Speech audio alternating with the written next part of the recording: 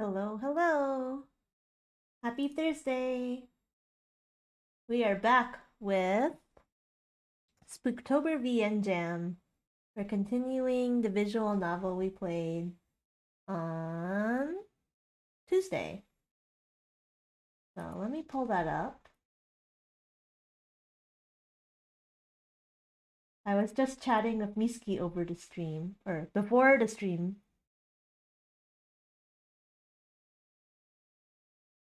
Hey, hi Miski. Alright. Miski has a stream today too, in an hour. They're gonna do, what's it called? Spooky reading? Let me look at it.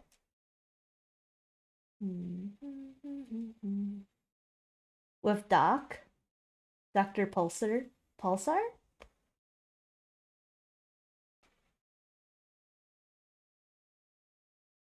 Everyone calls him Doc. Yep, spooky reading stream. So that'll be exciting. Creepypastas and SCPs. Ooh.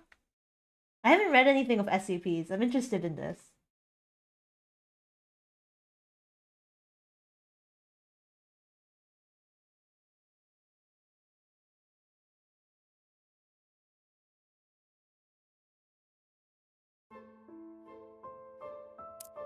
Alright. This is our last save file. So to recap what happened, there's a lot that happened. Long story short, we're a detective and we have a mentor, and that mentor passed away, and her dying wish was to figure out the disappearance of her friend in her small town that's not named.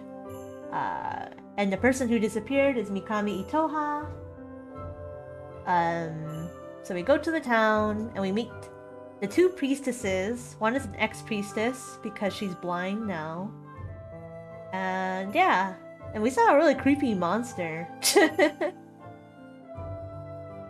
Hi Maya! What did you do for me?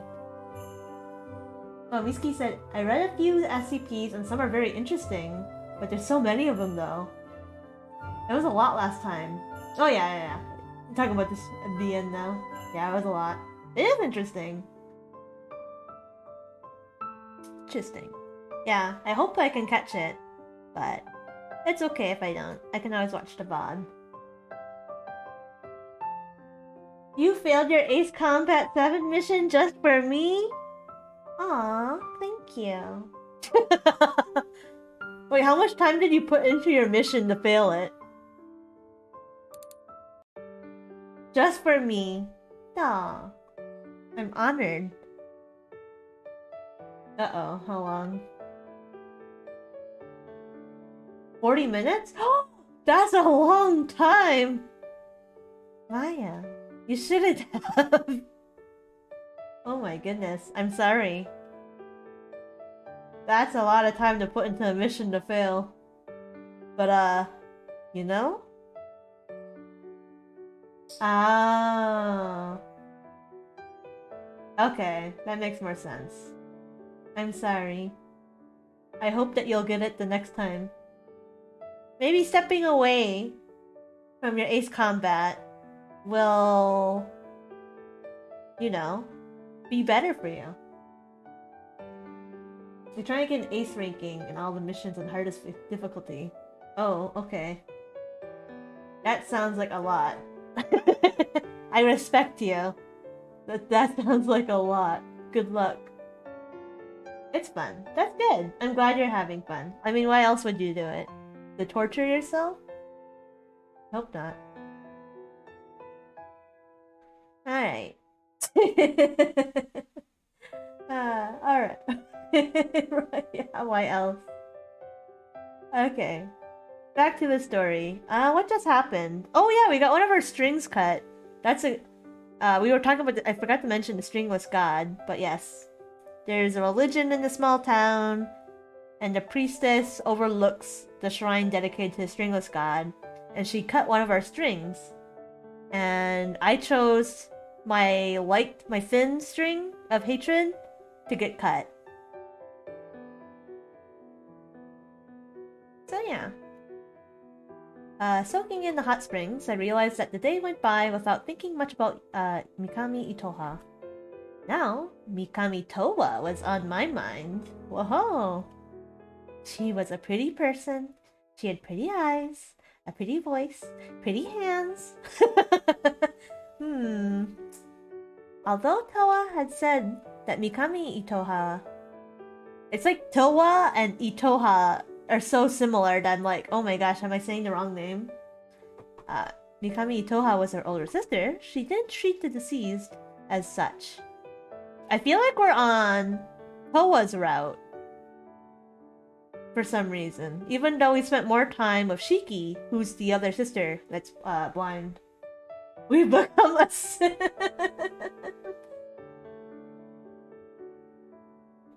Hello, Kuro. Thank you for coming. Yes, we are a simp. We're kinda gay. Alright. I poured myself a drink and sipped, feeling the burn down my throat.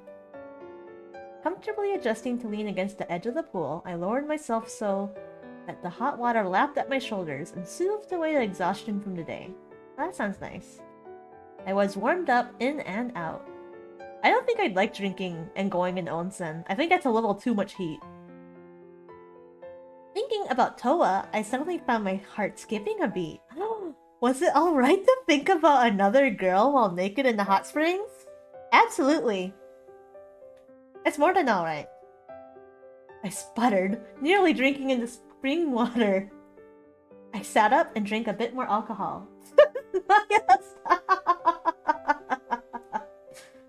Okay, Maya, we get it. The slightly bitter taste of my tongue distracted me from the heat in my cheeks from neither drink nor hot springs. My string had been cut earlier. Strangely, I no longer felt much toward that person who the string had been connected to. It was as if the unpleasant thoughts were dampened. I couldn't imagine what stringless people felt. As expected, it was creepy. Was Mikami Itoha stringless or missing from her grave? I didn't know. Perhaps looking into the shrine some more would be useful. I refilled my cup a few times. I think you're drinking a little too much. Mana, you gotta slow down. Feeling a bit of alcohol dribble down my chin as I drank, I wondered if I was getting a little tipsy. How many cups have you had? I feel like we've had at least 5. I let out a sigh, blinking slowly. The sound of water filled my ears. Time seemed to slow, heat filling my bones. Can we get out of the hot spring? With my free hand, I traced over the many scars that lined my body. The tissue was still a harsh red, a sign of the recency, and they'd always be rough. Even my heart had a scar over it. My heart? Oh my gosh, how are we not dead? As I had the hot springs to myself, no one would see. I didn't want anyone to see. I felt a bit sad because I wouldn't be able to go to many places. Drink more or go to bed. Can we get like a dead end from drinking too much in the hot spring? Hold on, everyone. I poured myself another drink.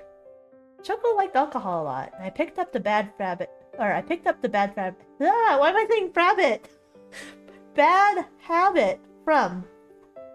Okay. We shared many drinks at the izakaya after finishing various cases. At the moment, I had no side dishes. Bringing snacks into the hot spring probably would have been a little excessive. My vision grew blurry. Oh no! Was it the alcohol? Was it tears? I missed Shoko. The drink I bought today tasted good, so I figured I could have just a little more. Paired with the hot springs, it made me feel warm and comfortable, and melted into the water. Oh no, are we melting too much? I'd been so cold. My body temperature had never been high, but after the coma and trying so hard to get better, I'd always been so cold. The cold hurt. It made my body ache so badly I couldn't force myself to walk. Getting drunk makes mana emotional. Right? Yes, Misty. You were just on me. What? Do you want to sit on my lap again? Alright, I'm gonna turn around. Okay. I also wanted to be warm again. The cup was emptied once more. Don't pour another cup! Oh wait, I can keep drinking?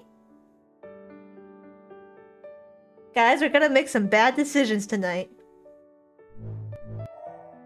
I filled the cup again, clumsily bringing it to my lips as the clear liquid overflowed. It was bitter and sweet. It brought heat, yet was soothing. I seemed to forget all my troubles. Wow, Maya! Looking upward to the night sky with blurry eyes, I wondered if I would ever be able to see such a beautiful, starry night again. Sunglasses. What had I come here for again? I closed my eyes. I wanted to relax and become one with the water. Don't do that! Muscles loosening, I let myself slip downward into the hot springs and dropped the cup to the side. Oh no! Oh god! It's actually happening, everyone. Hot water lapped at my nose. I couldn't bring myself to get up. I was warm, but this was called drowning. RIP. Well, good game, everyone. Good job. We did it. We beat the game. We drank ourselves under. We drank ourselves underwater. Alright. Okay. I was drunk. Definitely drunk. But I has become the first person to drown on the bathtub. Maybe an onsen. I don't know. At least in this story. What am I doing? My expression reflected in the rippling water seemed to question myself. Who was this person supposed to be, Mana? Bringing my hand to my face, I covered my eyes. No one would see me right now. My hand was warm right now because of the water. I wonder if the dialogue would be different if I drank more and then go to bed, but I think it'd be the same. What if we were like just a little more drunk, so we did trip? I don't know. I forced myself out of the hot springs, extra careful not to trip. I made to go to bed and slept. Nice. No dreams. I woke up to a headache and my hair a mess from sleeping with it wet. Bringing my hand to the temple, I rubbed against the pain with my fingers that had already become cold. The discomfort was no worse than usual. Unmotivated to head outside, I lounged on the tatami. After a few minutes of nothingness, I found myself getting bored and stood up to get my bag. I pulled out my laptop, set it on the table, and resumed research on the Mikami family. Using just the right query terms, I dug up an old article from the nearby high school that mentioned Mikami Itoha and her mother's name. I followed that thread, finding out that the mother died a long time ago, over 22 years ago. Then I hit a number of dead ends. News of Mikami Itoha seemed to have disappeared off of the internet after high school, over a decade ago until her obituary. In this day and age, there were still people who stayed off of the web to this extent. I closed the laptop, putting it away, and began heading out to the shrine. Why are we going? Oh, we're going to the shrine. I thought cemetery. Okay, that makes sense.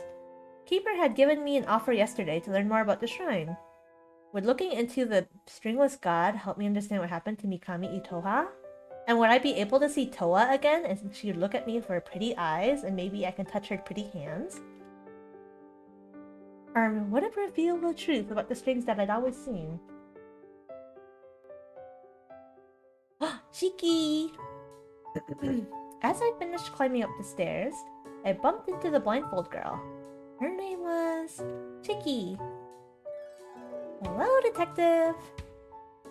Hi, Lena! It's nice to see you. Thanks for coming. Good morning. Chiki did a circle around me and hopped back. My sister cut a string for you yesterday, didn't she? Yes. Did she tell you? That's a secret. Would you like me to mend the string? You can do that? Remembering the way the string appeared to disappear, I brought a hand to my chin. Imagine how she would mend something cut.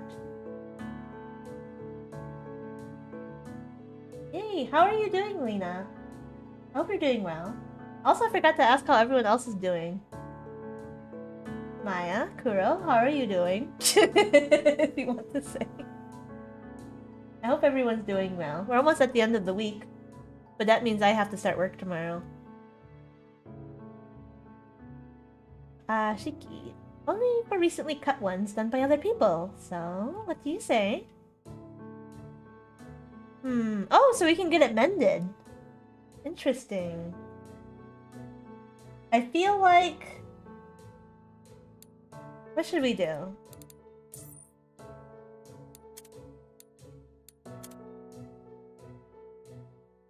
You're job searching? New stream idea. Wait, you're gonna stream yourself job searching? Oh. Job credential fraud? Does that mean like you're lying on your resume? And then Lena said, ate some good food today. Ooh, food coma. Oh yeah, Miski didn't say what you guys ate for dinner. What'd you eat? And I'm doing good. I had some gamer drink earlier. I tried Blue Raz. It was really good. It reminded me of a Blue Icy. Maya.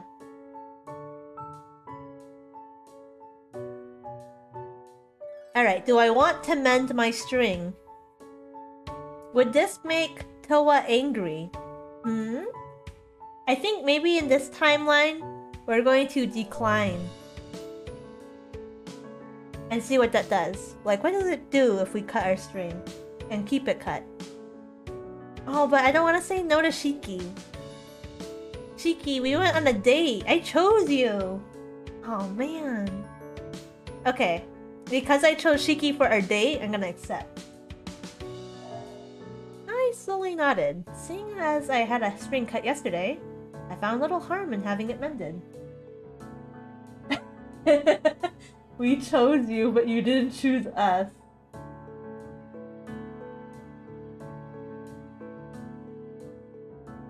Sure.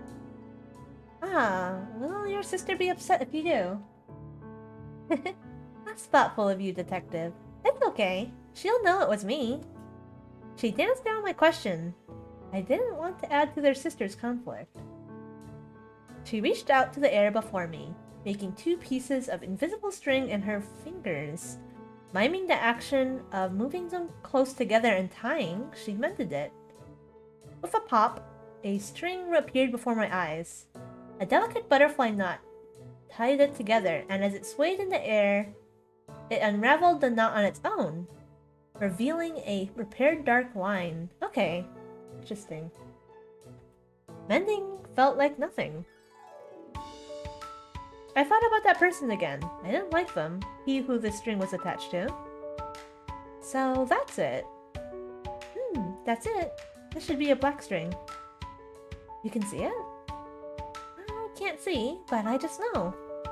She waved her hands before her blindfold and made a shh gesture with one finger in front of her lips.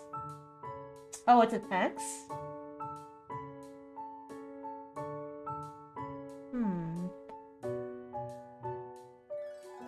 Maybe. It could be an X. Ooh, tempura shrimp, asparagus with sausages, and egg rolls. Oh, yum! That's quite a selection. I think it is a buffet. That sounds really nice. I wonder if my partner will bring me food later. Okay. Then Toa walked over, coming out of the shrine building. Mana? Shiki? Good morning. ...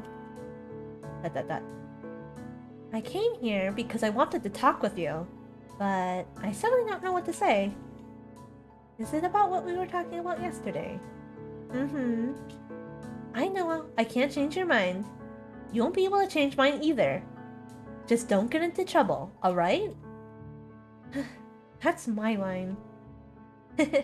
Maybe. Cutting strings. That's what you choose to do. Detective, don't get her involved in anything either, alright? Or I'll be upset. Without waiting for either of us to respond, Shiki turned and hurried away. Toa made half a step after Shiki, stopping and almost reaching for her watch, before shaking her head with a sigh. Good morning. Could I trouble you for a bit of a tour? I wanted to learn more about the shrine and the stringless god. Sure. See, I want to choose Shiki, but the game keeps giving me Toa. And we're even daydreaming about Toa in the hot springs. So maybe, I don't know. I don't know. We walked into the shrine building from the same door as usual. Going through the hallways and rooms, Toa explained the history of the shrine. The building had been constructed originally centuries earlier. However, when she was very young, the entire land was renovated. The Mikami family put in quite the amount of money. The illusion of choice. I know. We went on a date with Shiki! I didn't even know her name! I thought about the door I saw my first day. And I thought about how I went down the stairs and got stabbed in the back. Oh wait, that didn't happen. The Mikami family was the family of the shrine. Although they weren't the original keepers of this land, they'd been in charge for generations now. Apparently this was a holy land. As for what was holy, Toa only mentioned the presence of the stringless god. Why do you believe in the stringless god? I don't mean that in a rude way, you know, just asking. Because I can see the strings. Could Mikami Itoha also see them? I don't know.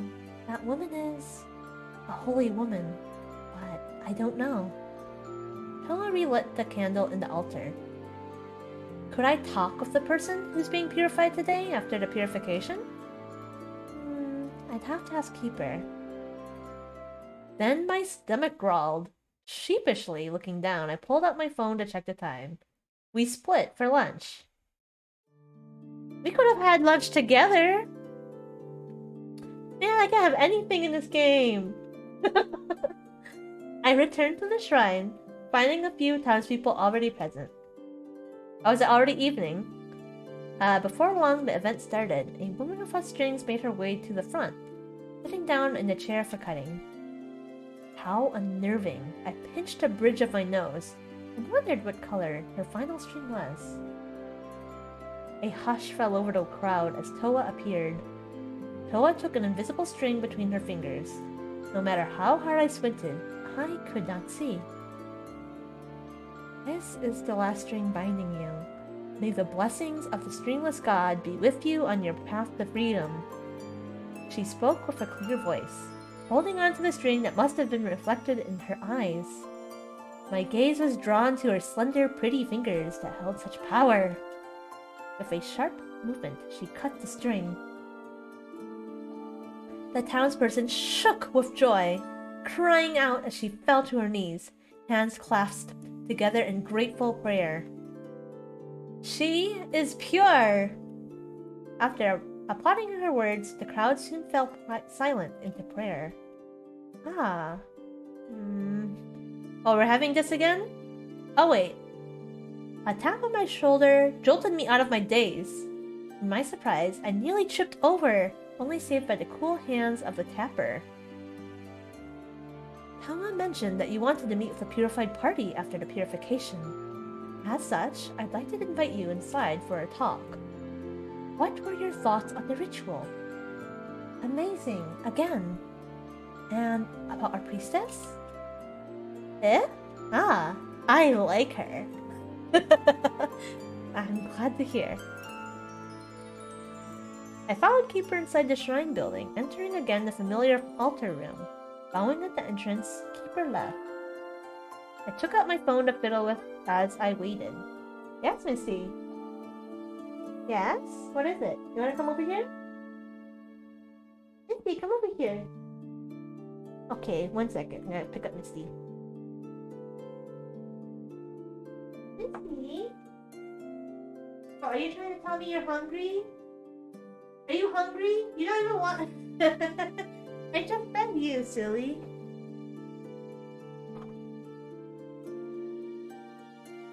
Okay. Misty does not want cuddles. She wants more food. She walked away from me as I tried to approach her. Misty. Okay. Did I read this one? I think I did. Soon I heard footsteps outside the room, followed by the door opening. Lowering my phone, I looked toward the townsperson who silently entered the room. The candle in the altar flickered. Something warped in my vision. Oh god, is she a monster? Oh god, what's happening? I'm scared. Thud. She collapsed face first, head smashing to the ground. Limbs limp as they hit the floor with a bounce. I heard a crack like the sound of cartilage. The air thickened, becoming like syrup, as I tried to process the sight before me. What? I dropped my phone in panic, hearing the impact of the case on the ground, yet not hearing it. How do we hear it but we don't hear it? Hurriedly shaking my head, I rushed over to check if she was alright. 1 second, Misty, you're on top of my cord.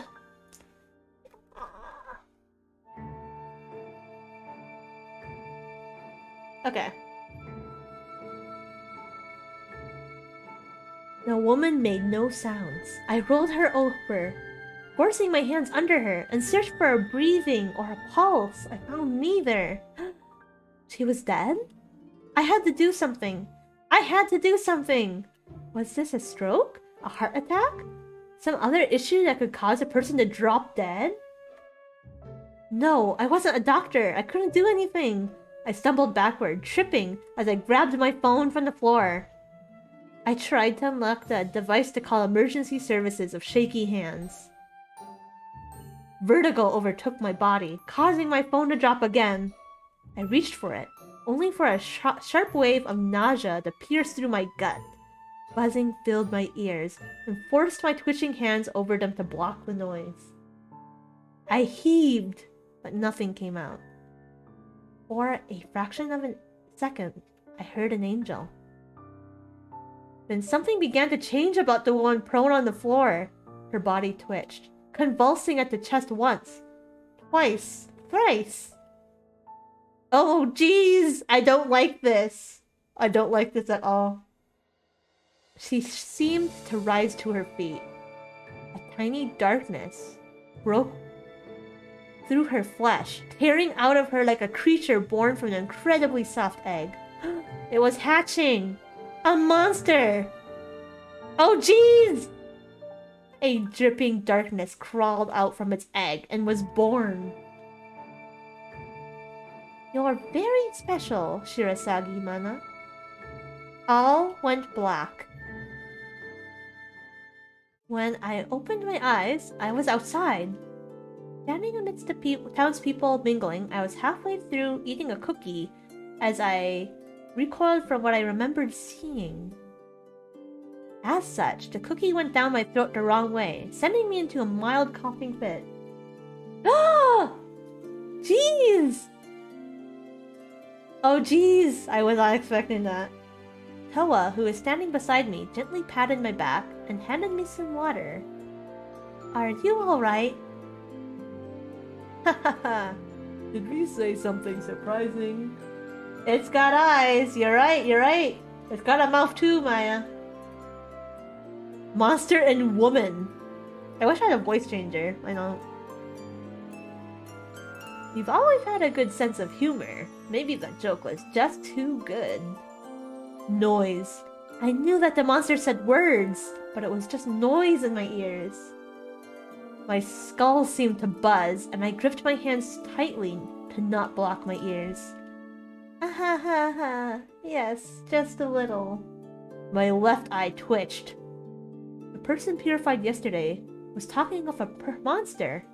The monster, black and red, tearing out of a human body, was standing amidst people like nothing was wrong.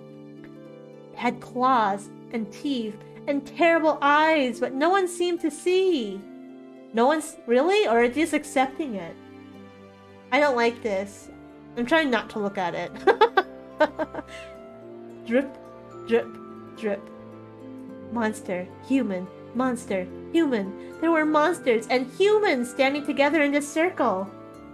Was I going mad? Wait, we have a choice between reality and illusion?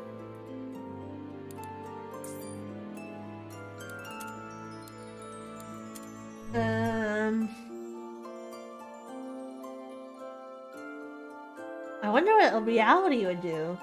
I don't understand. We can choose reality or illusion. Would illusion make us see everyone as human? I'm gonna choose reality, just to see. No, this was reality. Oh, I guess we were trying to discern if it's reality or illusion. Got it. I trusted in my eyes, which saw the black strings of hatred. Not one of these monsters had strings. Strings of human emotion. They only had red that dripped from their bodies connecting to their human hosts. So if we like lose all our human emotions, like all our human strings, or I guess that's a weird way to say it, all the strings of human emotions, does that like make us become untethered? The idea that you can't have strings that represent hatred or anything of the sort is kind of impossible. Yeah. I don't know. If I hadn't had much more horrifying matters to worry about, I'd be unnerved by the stringlessness. My chest ached and my heartbeat became irregular. I took a deep breath, and seeing this conversation had come to a lull, posed a question. Do you believe in monsters? Monster and woman. No, there's no such thing as monsters. Buzzing. The terrible buzzing assaulted my ears of dripping. My brain was going to leak out of the holes of skin and cartilage. I couldn't think clearly anymore. I think that's called a migraine. No, I'm kidding. Oh.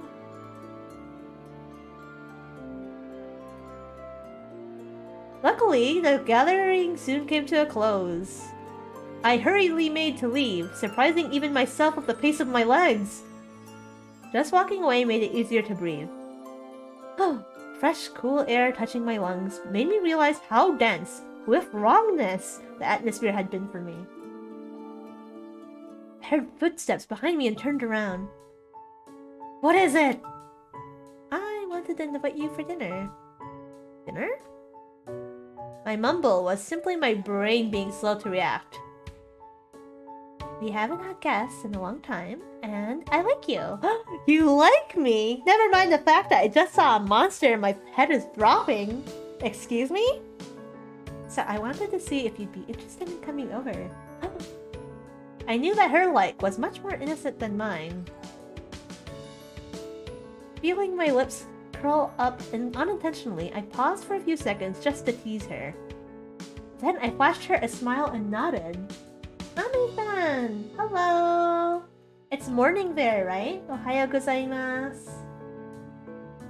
How are you? Thank you for coming. We're playing a visual novel today. Of course I'd love to come visit. I also like you, Toa. Totally like platonically. Her ears were a little pink. I can't see her ears. How can I tell that?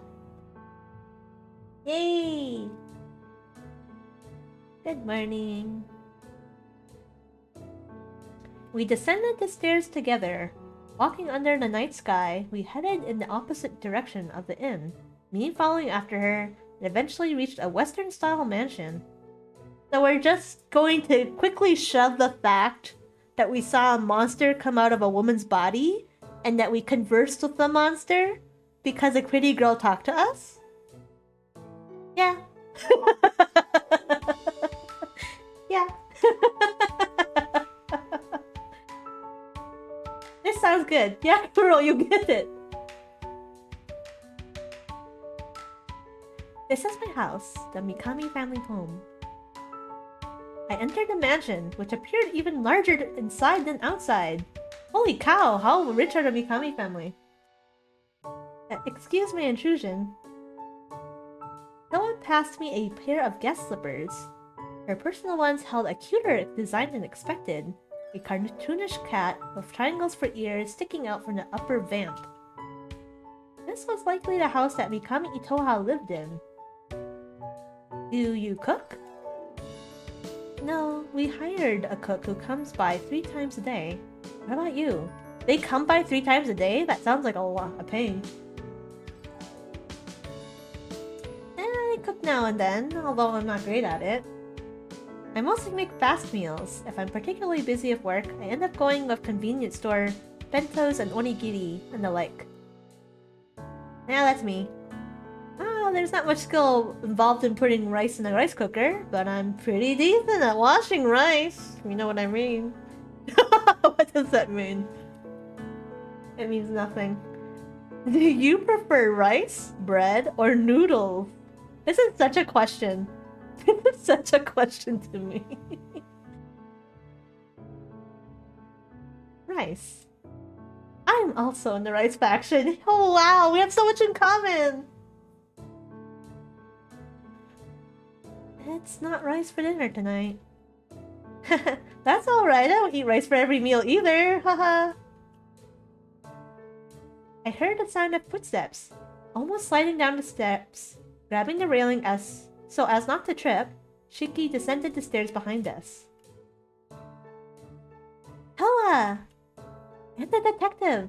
What are you doing here? I invited her for the evening. Good evening! I see. Welcome to the Mikami family home then. Shiki hopped down from the last step and took Toa's hand, dragging her to the dining room. Toa gestured for me to follow. We took a seat at the dining table. Soon the cook arrived to serve dinner. After giving thanks for the food, we started eating. Their family didn't seem to follow the rule of not talking at the dinner table. They had no stern father or cold mother to command them in this room. The sisters appeared to live alone. What's being a private investigator like? A spoonful of meat still in my mouth, I quickly chewed and swallowed before answering her question. The details aren't great to talk about over food. I'm a private eye, so I'm not under the jurisdiction of police departments. I'm typically hired by private individuals to look into cases. There are plenty of folks who work with attorneys in cases, or even just help investors look into ventures to keep their clients out of fraudulent deals. But I mostly deal with violent crimes and kidnappings. I winked my left eye. Due to that, I often do work with the police. But some of them, especially the police detectives, aren't a big fan of us, since we get nosy in places that they're afraid to be. Well, isn't that a good thing? Because they won't be there, so someone else can? I don't know. Us? I'm in charge of my own office now. But I used to work with a partner. Rather, the whole thing used to be led and owned by her. I stirred my plate with a spoon. Are you interested in detectiving? Is that a verb? I just made it. It's always good to have another set of eyes on the team, if I could steal you from here. Steal you? Mana, you are so forward! Hello? If I could steal you from here? Hello, Mana? You need to calm down. You gotta play it cool. Alright? You can't just say things like that. You haven't even known them for a week. Thank you, but I'll just take over the family business and continue serving this stringless god. Not much else, I suppose. Vicky? Mm-hmm. You still want to be a novelist? I'm surprised you remember. It's just an old dream now. Standing up suddenly, Shiki pushed in her chair and made a little wave. No, that's fine. I approve. Thanks, Maya. I mean, she can read. She can learn how to read Braille. I'm not sure if she knows. I don't know how recently she became blind, but she seems to navigate the world pretty well. But I guess because she just lived in this town her whole life. I'm going to the bathroom. Want me to go with you? No! We're too old to go to the bathroom together! The toilet paper is the wrong way around again, and the pump on the right is hand cream, not soap. All that annoys me if people put lotion near the sink. Like, in a place where the soap should be. The pump on the right should be soap.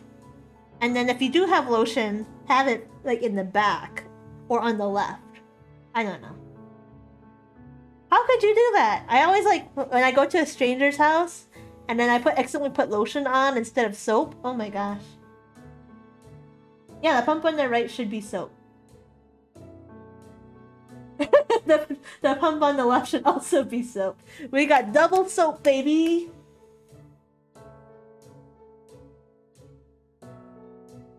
No! It's clearly the right way! I'm moving soap back to the right place, and by right place I mean left place! I did say to moisturize to take care of your skin, but don't put it there. No problem, take your time, Maya. Sorry, I forgot. You two really get along. I'm an only child. What's the right way to put toilet paper? You better say front... Wait, is it? What do you call... When you say it's the front side goes over towards the toilet instead of back? It should be forward facing, not backward facing. Shiki says it should be over. I don't really care, but well, it's a silly story. Thank you, Kuro. Thank you for agreeing. I'd love to hear it. When we were younger, we got into a big argument over the toilet paper to the point that we just stopped using the toilet paper holder. I'm not sure if you've ever done that before. I thought back to the time Shoko broke my... Broke? Oh, okay. Shoko broke my toilet paper holder while puking from a hangover. We ended up super gluing the thing back onto the wall, and the landlord was quite upset. Ouch. Shoko. Ooh. Maybe drinking too much was bad. Maybe. I think that's a concept, Mana. I think it might... Yeah, I think you're right. It's pretty inconvenient. So we compromised on using it the wrong way. That's kind of you. Since I'm the older sister. By the way, could I ask about something unrelated? This is interesting. I don't know. Ooh, the monster's there. That creeps me out. I don't like that. There's a lot of choices here. I'm not sure if I just save every time I have a choice. I'm gonna have a lot of save files.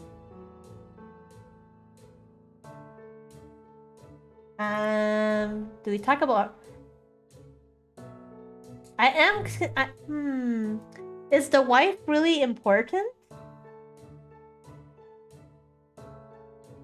I want to talk about Shiki.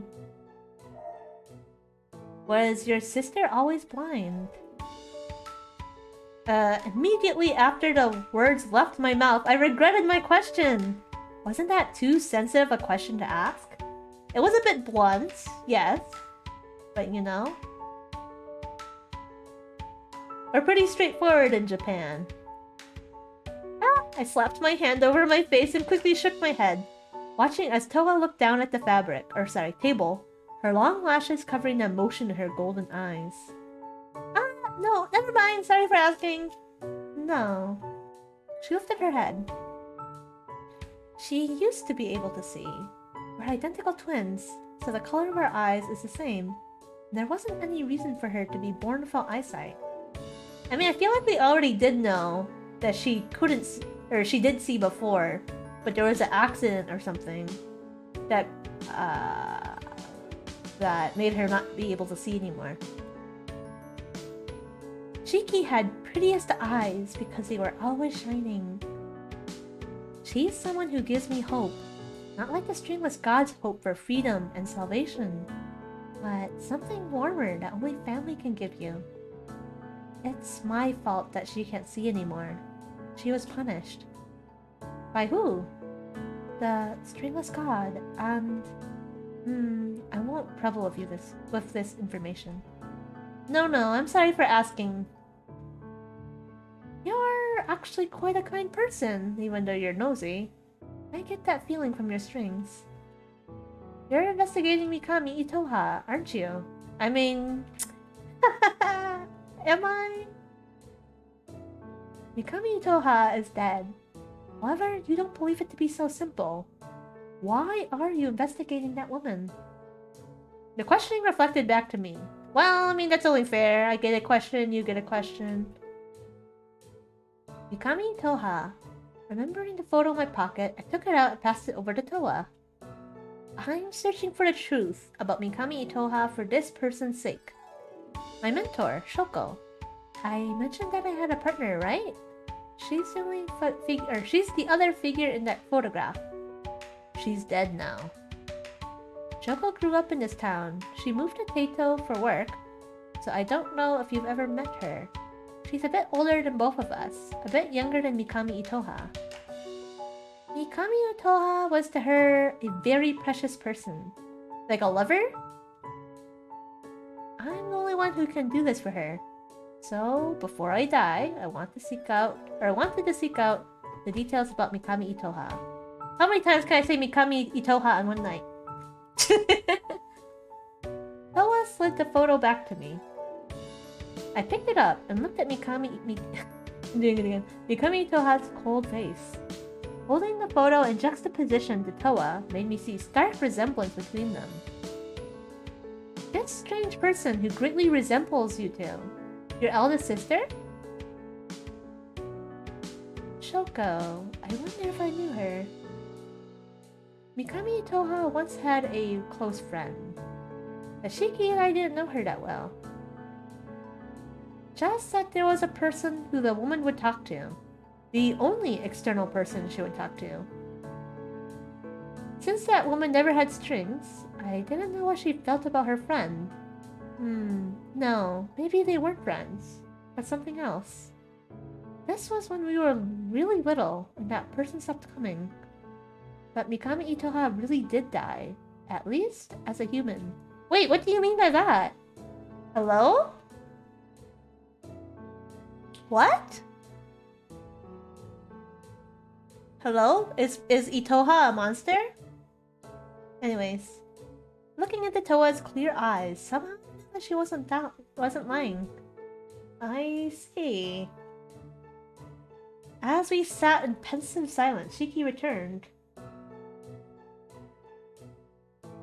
We finished dinner. The food got cold as we were too engrossed in conversation, and I mentally apologized to the cook.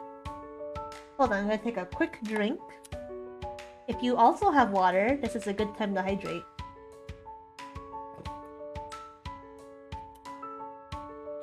Oh my gosh, it's almost been an hour? Hello? Whoa, what? I don't feel like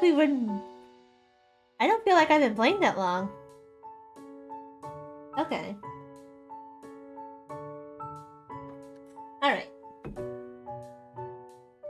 Looking outside, I found the sky pitch black. I could walk back, but I wondered if I could find a taxi out here at this time of night. Would you like to stay over? Oh! Stay over? What? I stopped to think for a few seconds before nodding.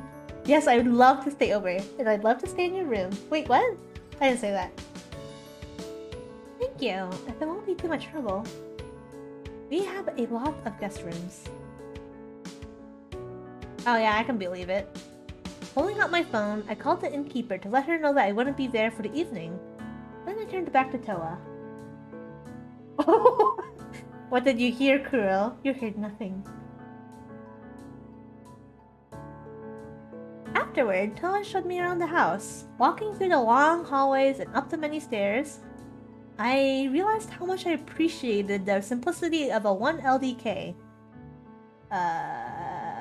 LDK. L is for living room, D is for dining, K is for kitchen. And then 1 is for, like, bedroom? Sorry, I'm saying it out loud to myself because I'm trying to remember.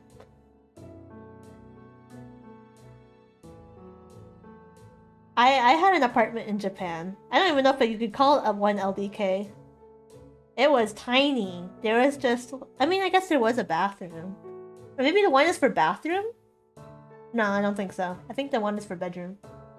Thanks, girl. You never heard anything. For one, my apartment had elevators. After a quick tour, Toa led me to a guest room.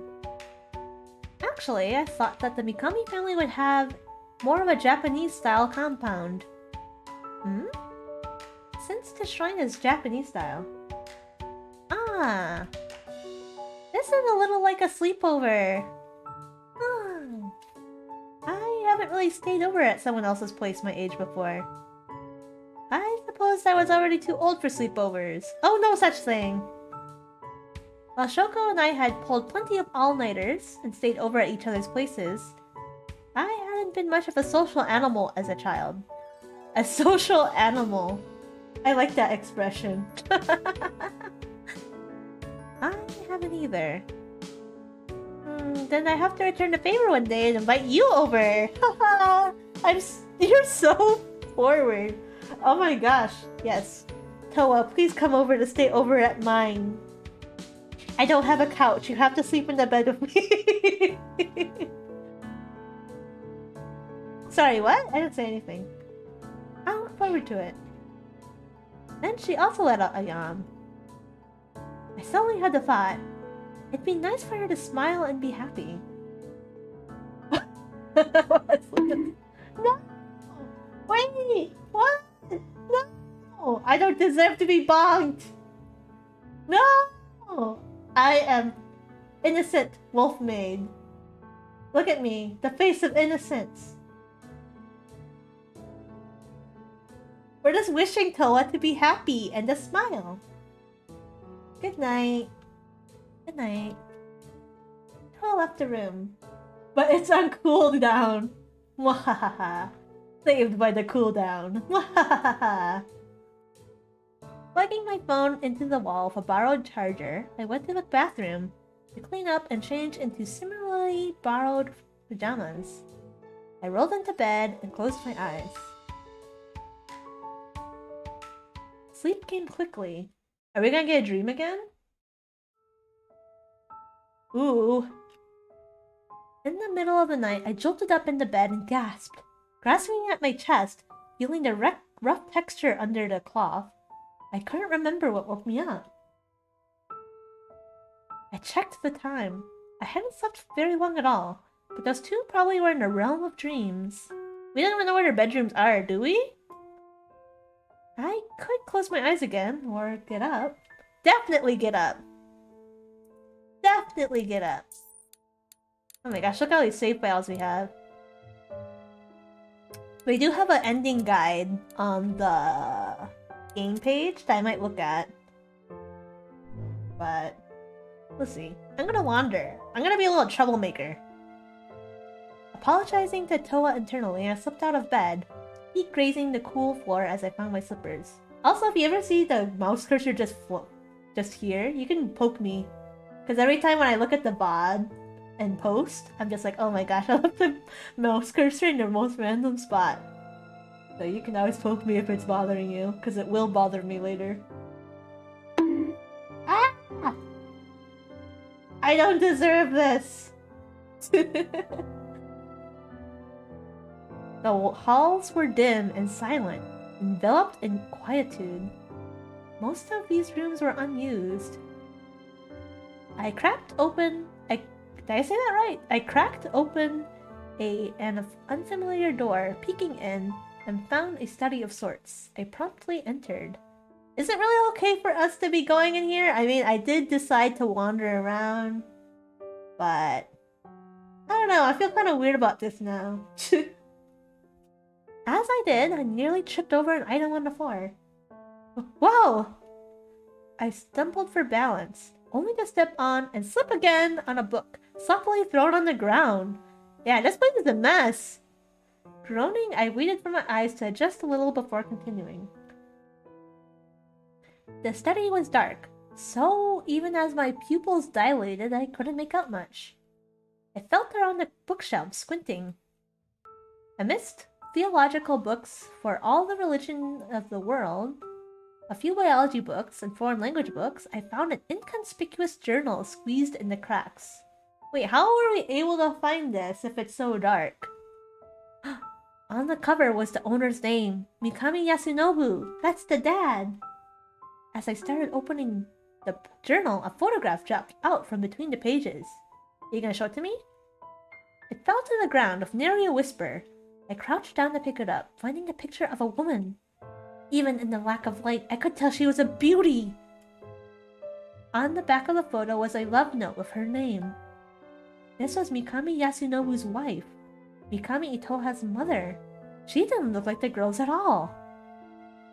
Hoping that the white of the paper would help me read the dark text inside, I opened the journal again. The dead man. Well, that's a way to refer to Yasunobu, but alright. The dead man wrote of daily affairs, nothing much. A lamentation on Itoha's poor health and how special she was. Detective. Oh dear! Ah! Ah! You didn't see anything! I didn't read very far before a voice interrupted. Only one person called me that here. Fumbling with my hand to the wall for a light switch, I hit something that filled the study with brightness. I instantly regretted it. My eyes tearing up in a sting of light. I saw an ice pack, or pack. I saw an ice pick in her hand. No, that looked more like an owl. Considering the situation, the difference likely had no bearing. She's gonna stab me! An awl is like the thing you use for leatherworking, right? I don't mind you investigating, but don't do things that might get Toa mixed up with it. Is that a threat? Maybe. Hehe. You see, my sister is a kind girl, but there are terrible things in this town. Oh, jeez! Oh, wait, she's fine. Shiki lifted her hand to throw the awl. I squeezed my head, eyes shut, raising my arms before my face. How in the world was she going to aim that thing when she couldn't see? Thunk! Hearing the sharp sound beside my ear, I turned to see the tool embedded in the spine of a book. Yikes! Wait, why am I getting bonked this time? I didn't do anything. Maya, I didn't deserve that one.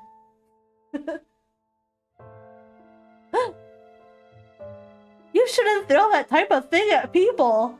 Oh, Mana, you are so silly. You said bonk. Did I? I don't remember this. I know. I suppose I missed.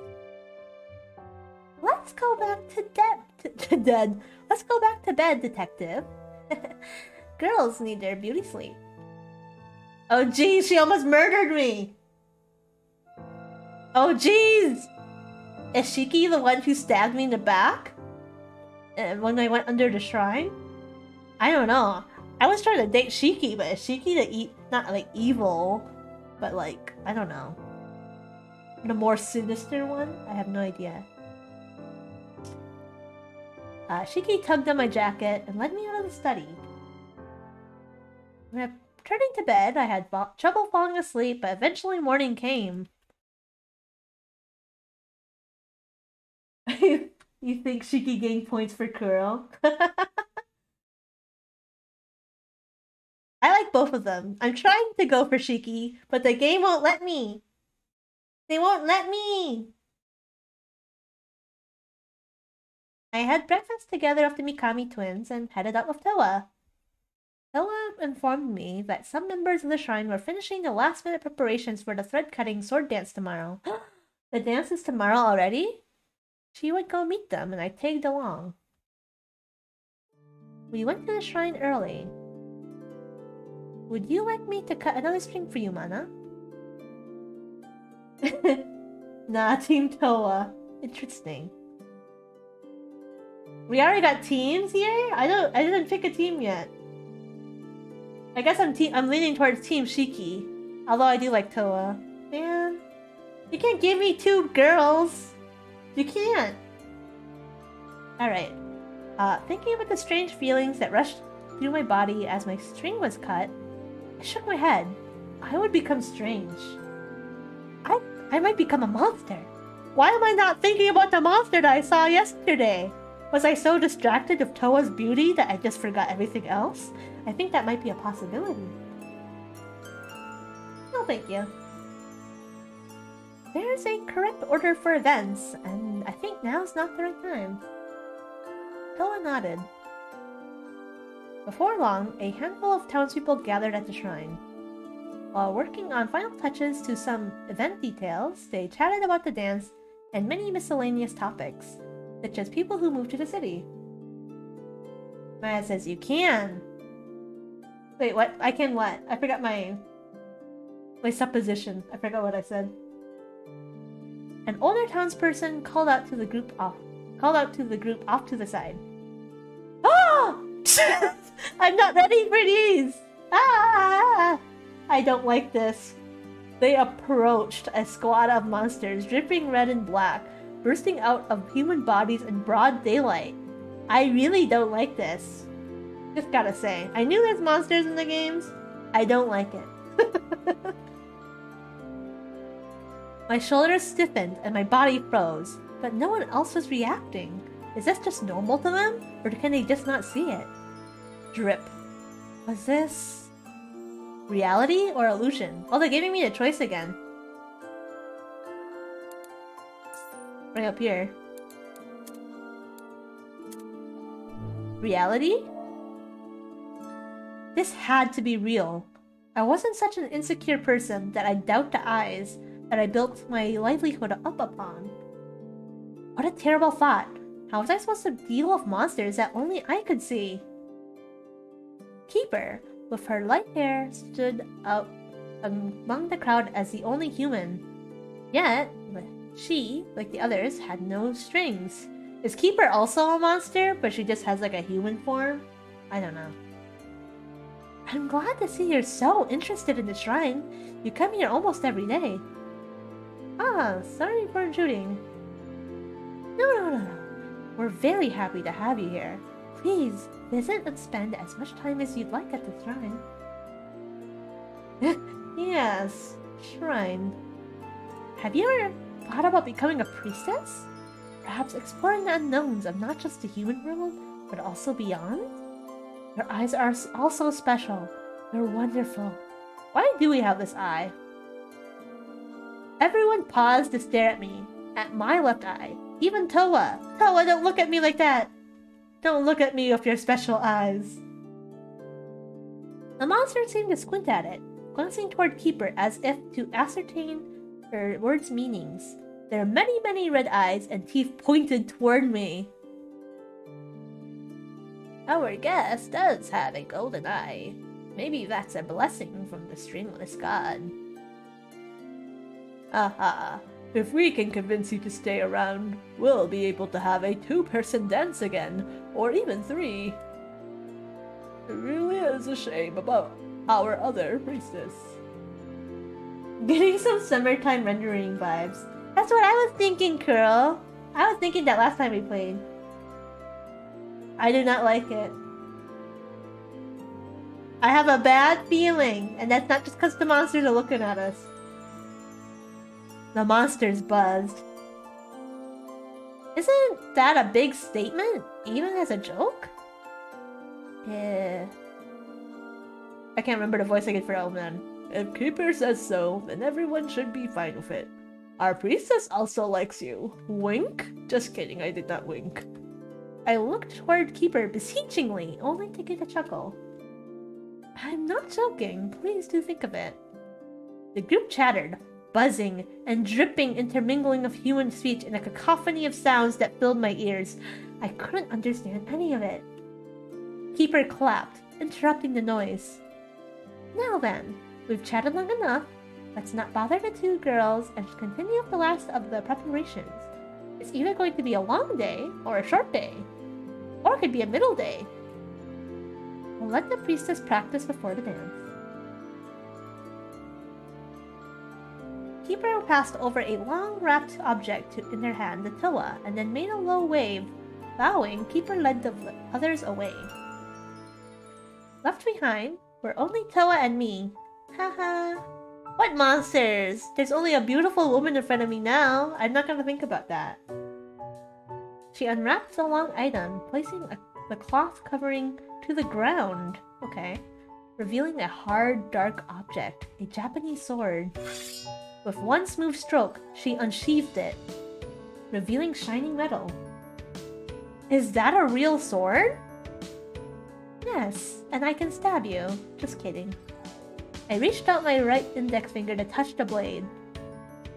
It's sharp. Don't touch it, Mana. Why was I gonna touch the sword blade? Who does that? She stopped my hand with hers, wrapping her soft, slender fingers around mine and gently pushing my arm down. Darwin is failing it. I can't say we're very bright, you know. I love Mana, but I gotta say, some of the things that we do. Toa looked handsome holding a sword. My heart responded to that thought, my ears suddenly getting warm. Will you dance for me? Oh my gosh! Oh my gosh, the things we say! I know, I get it. If you... Pretty girls just make you say things. I get it! Mana understands the power of samurai women. Honestly. Oh my gosh, will you dance for me? Do you want to see? Yes! She nodded and took a large step back, making space between me and her. Toa closed her eyes and raised the blade to cut an invisible something in the air, drawing an arc of light with the blade. After sweeping her arm to the side, she danced around an imaginary stage. I can't believe it! She's actually dancing for us! Guys, I think Toa really likes us. I think she really likes, you know, likes us. Maybe. I just get this feeling when she looks at me. Okay, I'm sorry. I'm moving on. Liking my team so far. You're not bonking! The air seems to ripple, sparkling of infinite and shining colors. The light trailed after her like fairies wanting to be seen by her pretty eyes. Oh. Her cutting movements came with not one hint of violence. Flying around the stage with soft footsteps, Toa showed me a dance of graceful swordplay. All invisible things were cut with a radiant blade. She glowed. I'm not gay. Wait, maybe I am. If the world ever extinguished its light, then the world was strong. Or wrong. Why'd I say strong? Oh wait, sorry, I'm trying to look at history. If the world ever extinguished its light, then the world was wrong.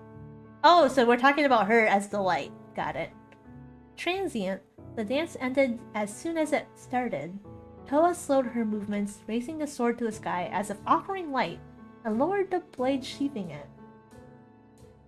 Toa walked toward me again. This dance should be for two people. Ever since Shiki's, we modified it. What does the other half look like? Also, I heard that in the past, that there was only a one-person ritual anyway. She took my hands into her own! Ah! It should be like this.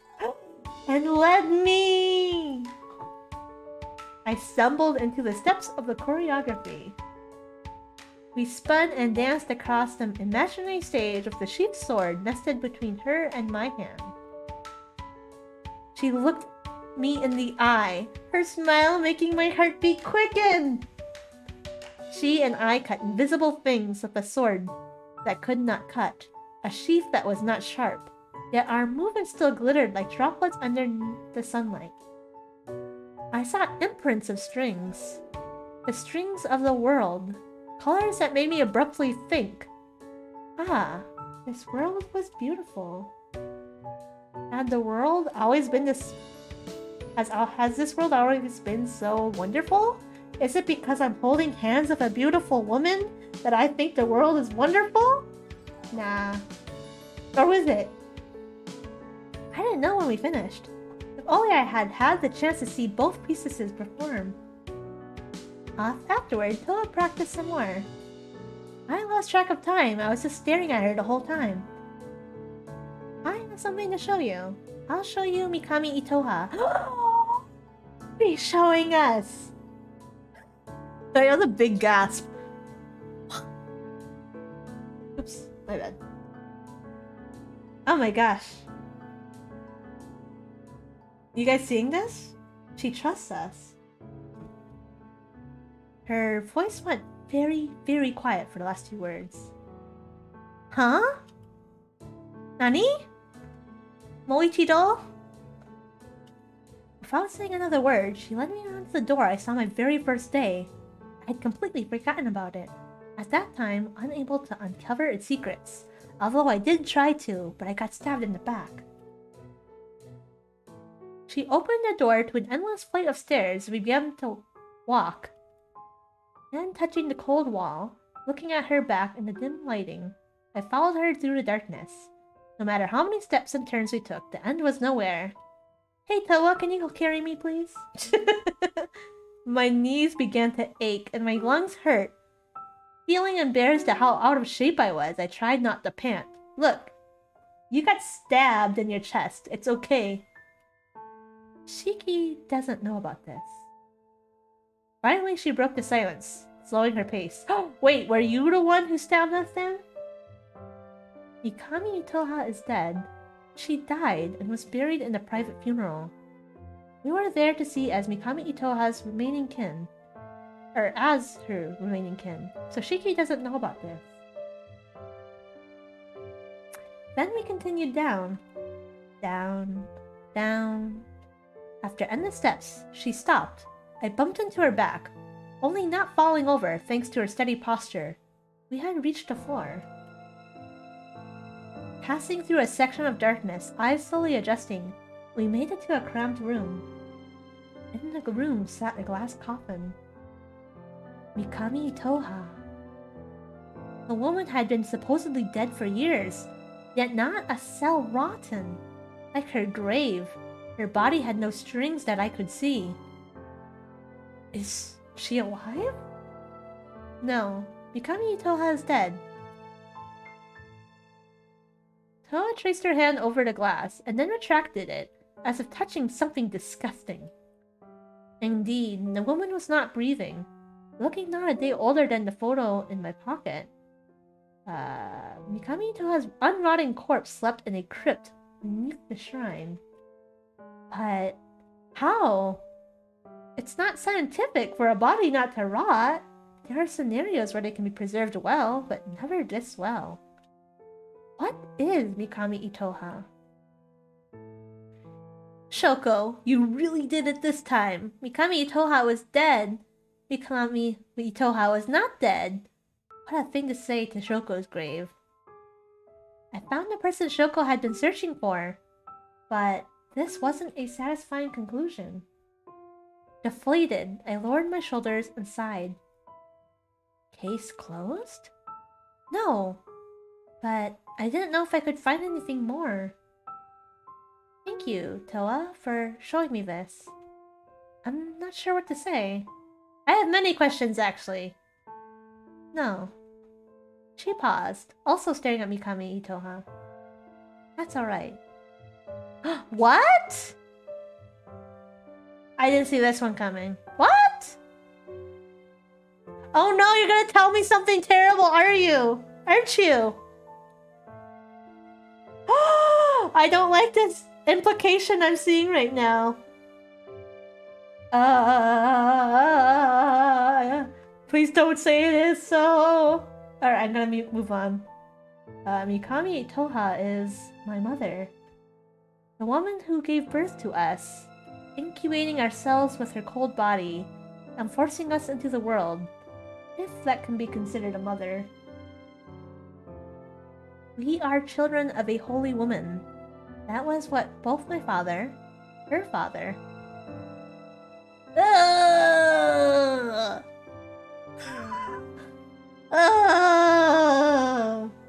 Please don't say it is so. Okay. It is so. I was... That was what both my father, her father, and Keeper rejoiced.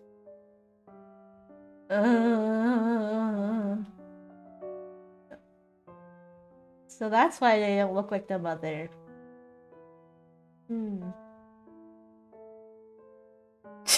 Maya, I wasn't expecting this one.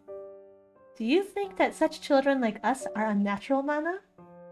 I looked at Towa and took her hand, her warm and soft and shaking hand. No. You are a perfectly normal human being, not anything more strange than me or anyone else. If we're talking about unnatural, shouldn't it be something more absurd, like Susanoo, Amaterasu, and Tsukuyomi? Or the Greeks born from foam and foreheads?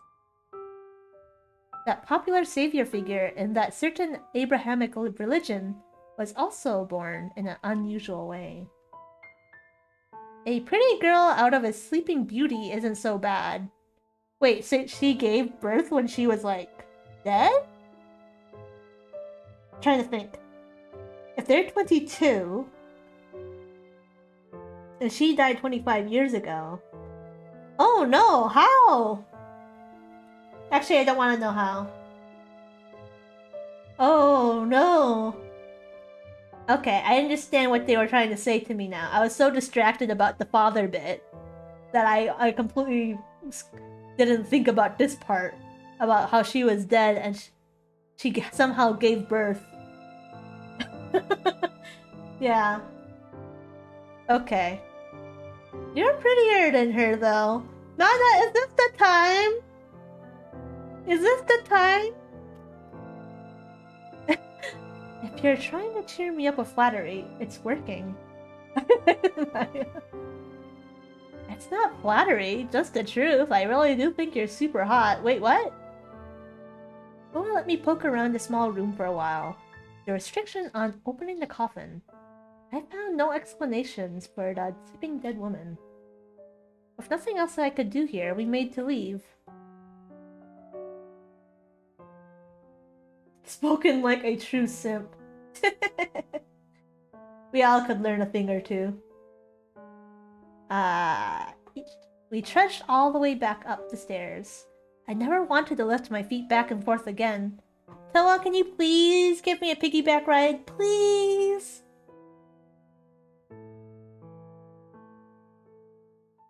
I see you visited the crypt. I apologize.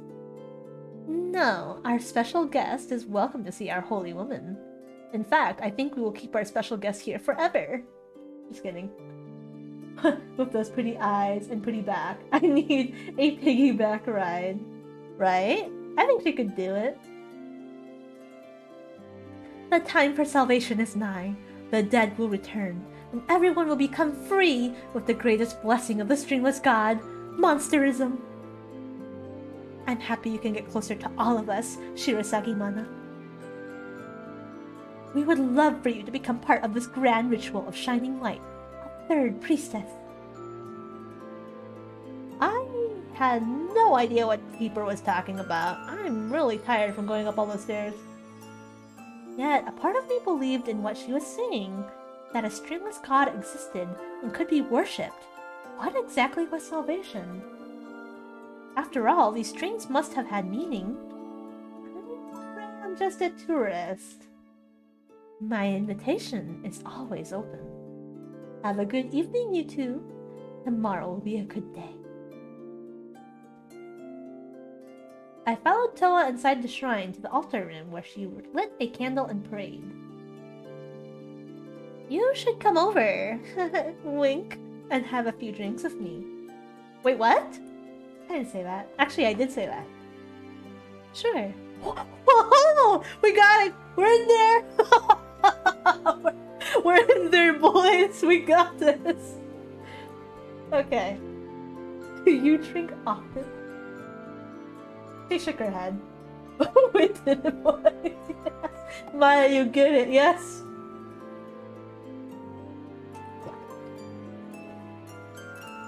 Yeah, we played it cool and we got a date. Well, I don't know if you call it a date. We got something. Oh my gosh, we're going! After exiting the shrine building, we walked together to the inn and brought some alcohol. A few bottles of soju of various flavors.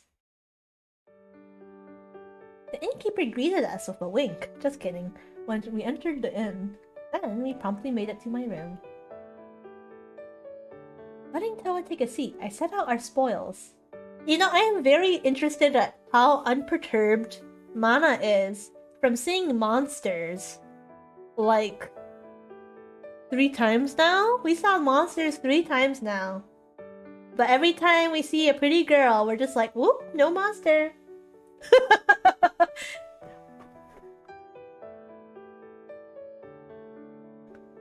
Actually, I wonder if we're like on a Toa route, if there is a Toa route. Because when we first saw that monster, the first one, we chose to see her instead of Shiki.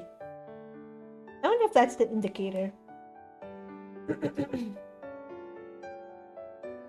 I asked her to choose a bottle. She pointed at random to a bottle of peach shoju. Ooh, good choice. So I cracked it open and poured her a cup. She poured me a cup as well. Cheers! Cheers. Or what exactly? Case closed? I just wanted to get closer to you, Toa. Oh my gosh, Mana. Calm down. You gotta say that after a couple of drinks. Oh my gosh, Mana. We're so forward. Holy cow, I could not do this.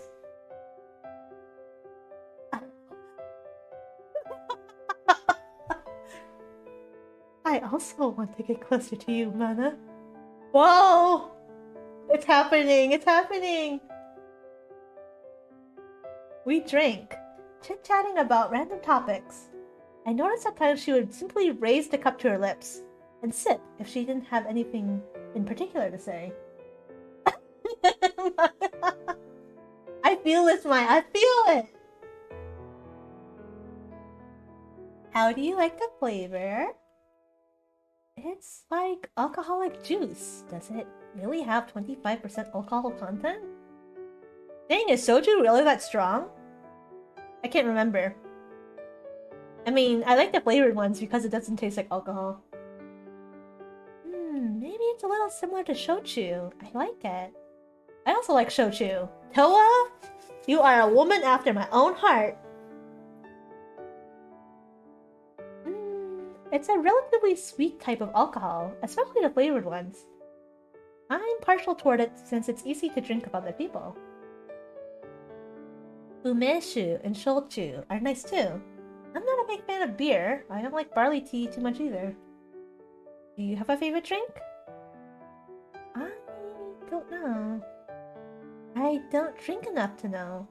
I've only had the type that you can find of kanji scribbled all over the bottles. Even though your house is like that? We cracked open another bottle. This time the flavored yogurt. Ooh, yum! It's pretty popular to mix this with Yakult and soda. Why mix? That sounds kind of weird. Because it tastes good! Sipping this yogurt Sipping the... Don't get tongue-tied. Sipping the yogurt-flavored soju, she leaned on my shoulder! Guys, Guys, is this happening right now? Is this happening? She leaned on my shoulder and gazed at my face with a mysterious expression. Yummy? I wondered how she would react to whiskey.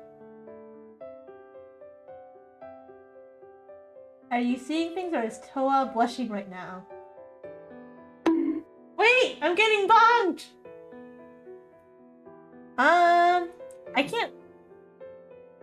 I can't tell. If it is a blush, it'd be very light, but I think it's the same. I wanna... Wait, what if she blushes more if she gets more drunk? Anyways, I don't deserve the bonk. You just realized what's happening here? Oh god. I don't know what's happening. I'm gonna find out. The first time I tried that mysterious golden drink, my tongue felt like it was on cold fire. Compared to soju, which went down like water, that drink packed a punch. Oh, you just realized what's happening here? That's what the bong's for? Oh, okay. Apparently I made a funny face that Shoko wished she recorded. Are you drunk? No, I'm not drunk. Oh, we're getting closer! We're getting closer! Toa buried her face into my shoulder, and then peeked at me again. Somehow she seemed upset that I was still looking at her. Girl, I'm looking at you! Of course I'm looking at you! Misty's meowing in the distance. Mike freaked out. My bad. I got a little too excited. Making a few mumbling sounds, she eventually lifted her head. Do I seem like an older sister? Why? I'm a few minutes older, so I'm the older sister. But I can't protect Shiki ever. I'm so bad at it. I just keep messing things up. I want to give up. I just want her to be happy. I don't want to be left alone. And Misty keeps meowing in the background. Yes, Misty, I hear you. Meow. Meow. Yeah? I know, you want more food, but I already gave you your food for tonight. Oh, look who's home. Go, Misty, go. Go. Maybe he's gonna give you food. Yeah, do that. Go, Misty, go. Go, Misty, go. He's gonna give you food. Okay, where am I going? Where am I? Oh. I don't want to be left alone. Our mother's not human. And our father was just a name only. What do you mean your father was just a name only? Oh, so... Huh? Okay. Alright, that makes things a little less weird, I guess. Uh-huh? Alright. We'll move on. I don't think she wants to be protected by you. But I want to protect her. It's my fault that she got hurt. But she can't see anymore. She's my precious little sister. I don't want her to be held down by fake strings. I want her to also be saved. But what if she's right? What if it doesn't matter? And I'm choosing the wrong choice? Because even if we're not free, we can still be sisters. Is Shiki happy? Do you think she hates me? No, there's no black string between you two. Should I trust you? But I like you, so I'll trust you. Don't betray my trust, Mana. Why'd you say it like a question? No, I will not betray you. Toa tugged on my jacket sleeve and narrowed her watery eyes. Or else I'll puke on you. Well, that's a threat if I've heard one. Whoa. Bleh. Just kidding. Don't hate me. I would never. I like you very, very much, Toa. Very, very, very much. I really like you. Okay, we got the point. I like when you call my name. Is this something, guys? Is this something that's happening? Wobbling back and forth, Toa leaned on me again. She closed her eyes, placing her head on my shoulder, a cute pink dusting her cheeks. Maybe she is blushing. You can't call me a simp, we're all simping! A slight guilt pierced my heart at making this girl drunk. I hadn't realized that her tolerance was so low. I ignored the shoko in my head telling me that we were both alcoholics. I was perfectly normal since I didn't go around puking in other people's toilets. I lightly shook Toa's shoulder. I ascertained that she seemed alright. Teary golden eyes gazed toward me, shaking as she nodded slowly. Do you want some water? I got up, gently removing her hands that she had wrapped around my arm. Gasp. After pouring her a cup of warm water, I returned to my seat behind her. Or beside her. Gee. I held up the cup to her lips to help her drink. After having the water, Toa closed her eyes and cuddled up against my shoulder again. Somehow I managed to get her into a futon. She'd catch a cold if she fell asleep on me. I was such a cold person that I'd seep away her warmth. Brushing her hair out of her face, I pulled the covers over her body. Good night. She was really cute. I noticed that her expression seemed much more relaxed as she slept, breathing softly. She must have been thinking a lot. Was Toa happy? I decided to go to bed as well. More comfortable than usual, I closed my eyes. Sleep came quickly. In the end, I woke up in the middle of the night. I headed to the bathroom and took a quick shower.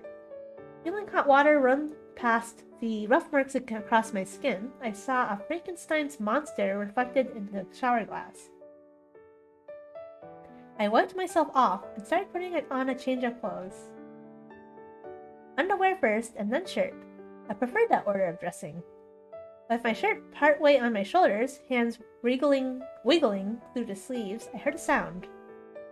The door cracked open, letting the bathroom light filter out to the room. Toa groggily peeked inside.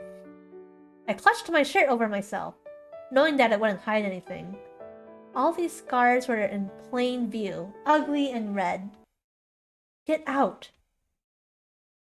My voice escaped my mouth more harshly than intended.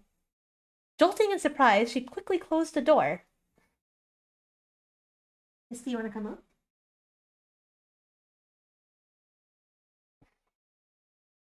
I didn't know what sort of me was reflected in those clear golden eyes of hers at that moment. I promptly got dressed and exited the bathroom to find Toa. Nana, I'm sorry you had to see that. I should apologize for forgetting to knock. No, it's alright. I traced over the various scars hidden underneath my clothes, fingers trembling as they felt texture. Not like shirt over smooth skin. Oh, okay. Then I get it. What did I say there? It's dirty, so you should just forget it. You probably didn't expect to see something so ugly underneath here. It's probably disappointing. She shook her head and stared me in the eyes. Nana, you're beautiful. You have beautiful, shining eyes.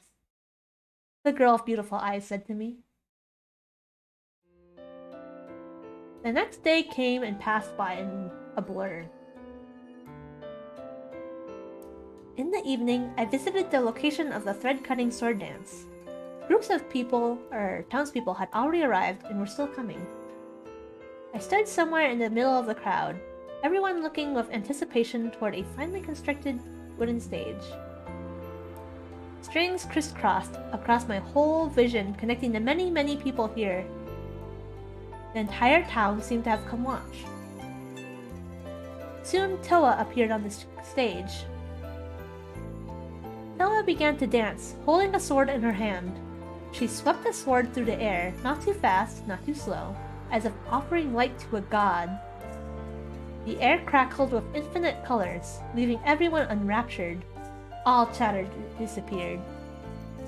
I could take out my phone to record, but I didn't want to gaze at this scene through a camera. My eyes, mismatched and strange, were fixed on her figure. She danced across the stage, graceful steps making not a sound even in the silence of the crowd's bated breath.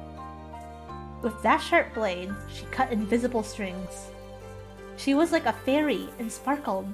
To think that such a beautiful person with such beautiful moments existed in this world. I liked her very much, very much. Well, not just her outside, but also her heart, if you know what I mean. Then I saw them. Oh no! I don't like this. Oh! Wait! Okay. I deserve that one. Although the strings hung taut in the air, a nearby section of the crowd had nothing but monsters, whose many eyes gazed at Toa. Hey, you who are looking at this scene right now, the dripping black and red, the empty space of no emotion, this unknown that made my heart scream in fear. Did monsters really exist in this world? Oh, again?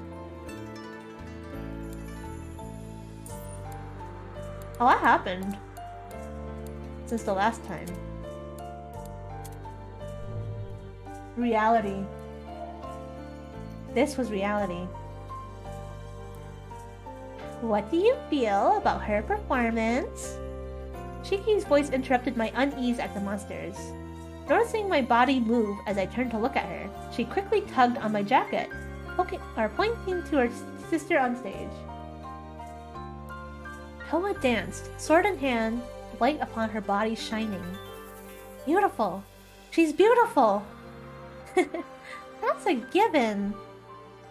Her movements gradually slowed, as if she were offering her radiance to the sky. Her eyes seemed to meet mine, warm like the sun, even in the night. My chest ached with reluctance for the dance's ending. The crowd applauded vigorously. I clapped and wondered if Toa would even be able to notice the sounds of my hands. I wanted this moment, the night lit by her, to last forever. From the way my heart fluttered, I knew that my ears must have been quite red. You really like my sister. Yeah. You see, you're kind of obvious, detective. Chiki reached out to the air, fingers running along an invisible line, as Toa on the stage exited the performance section to the hidden back. Taking the end of my jacket's self-belt in her hand, Chiki led me away from the crowd. Toa! Congratulations! Chiki? Mana? It was a wonderful performance. You were really pretty, and I couldn't take my eyes off of you the whole time. Thank you. So, you came to watch. Let's go together. Where are we going? Oh, at her cue, we headed to the shrine. Entering the building, we arrived at a familiar room with an altar. Toa struck the match, lit the candle, and prayed. Perhaps even the flames were excited for her wondrous performance as they flickered more than usual tonight, bringing about a haze in the room. My right eye stung for a moment. Bringing a hand to rub it, I wonder if the candle's vapor had penetrated into the blue. What kind of candle is this? A sense of deja vu washed over me. Just as soon as the haze appeared, it disappeared, leaving but a whiff of sweetness on my nose. The candle is just a symbol of light, and it also gives off real light. It's not a special candle? A symbol of light means that it's any random wax candle that can be lit. The matches are also normal matches. Sorry to disappoint, Detective. Ah, no, I was just curious. I blinked away the last of the fog in my eyes. And then I saw strings. Does this mean our blue eye just became a gold eye?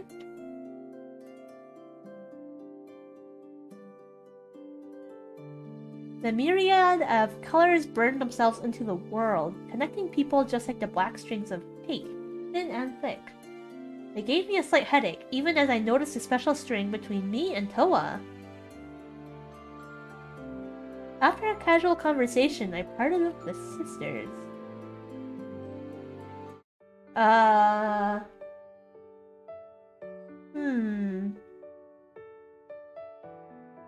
returned to my inn and passed through an empty entranceway for the innkeeper. Was also out enjoying the festivities that came with the thread cutting. Oh! That came with the thread cutting sword dance. I soaked in the hot springs and went through a mundane nighttime habit before rolling into my futon. As usual, I fell asleep immediately. The night was dreamless. We're taking this, like, sudden vision of seeing all the strings of the world very, very well. Considering that my booking for the inn was soon to be up, I contemplated extending this trip as I woke up the next morning. My wallet couldn't handle much of an extended vacation.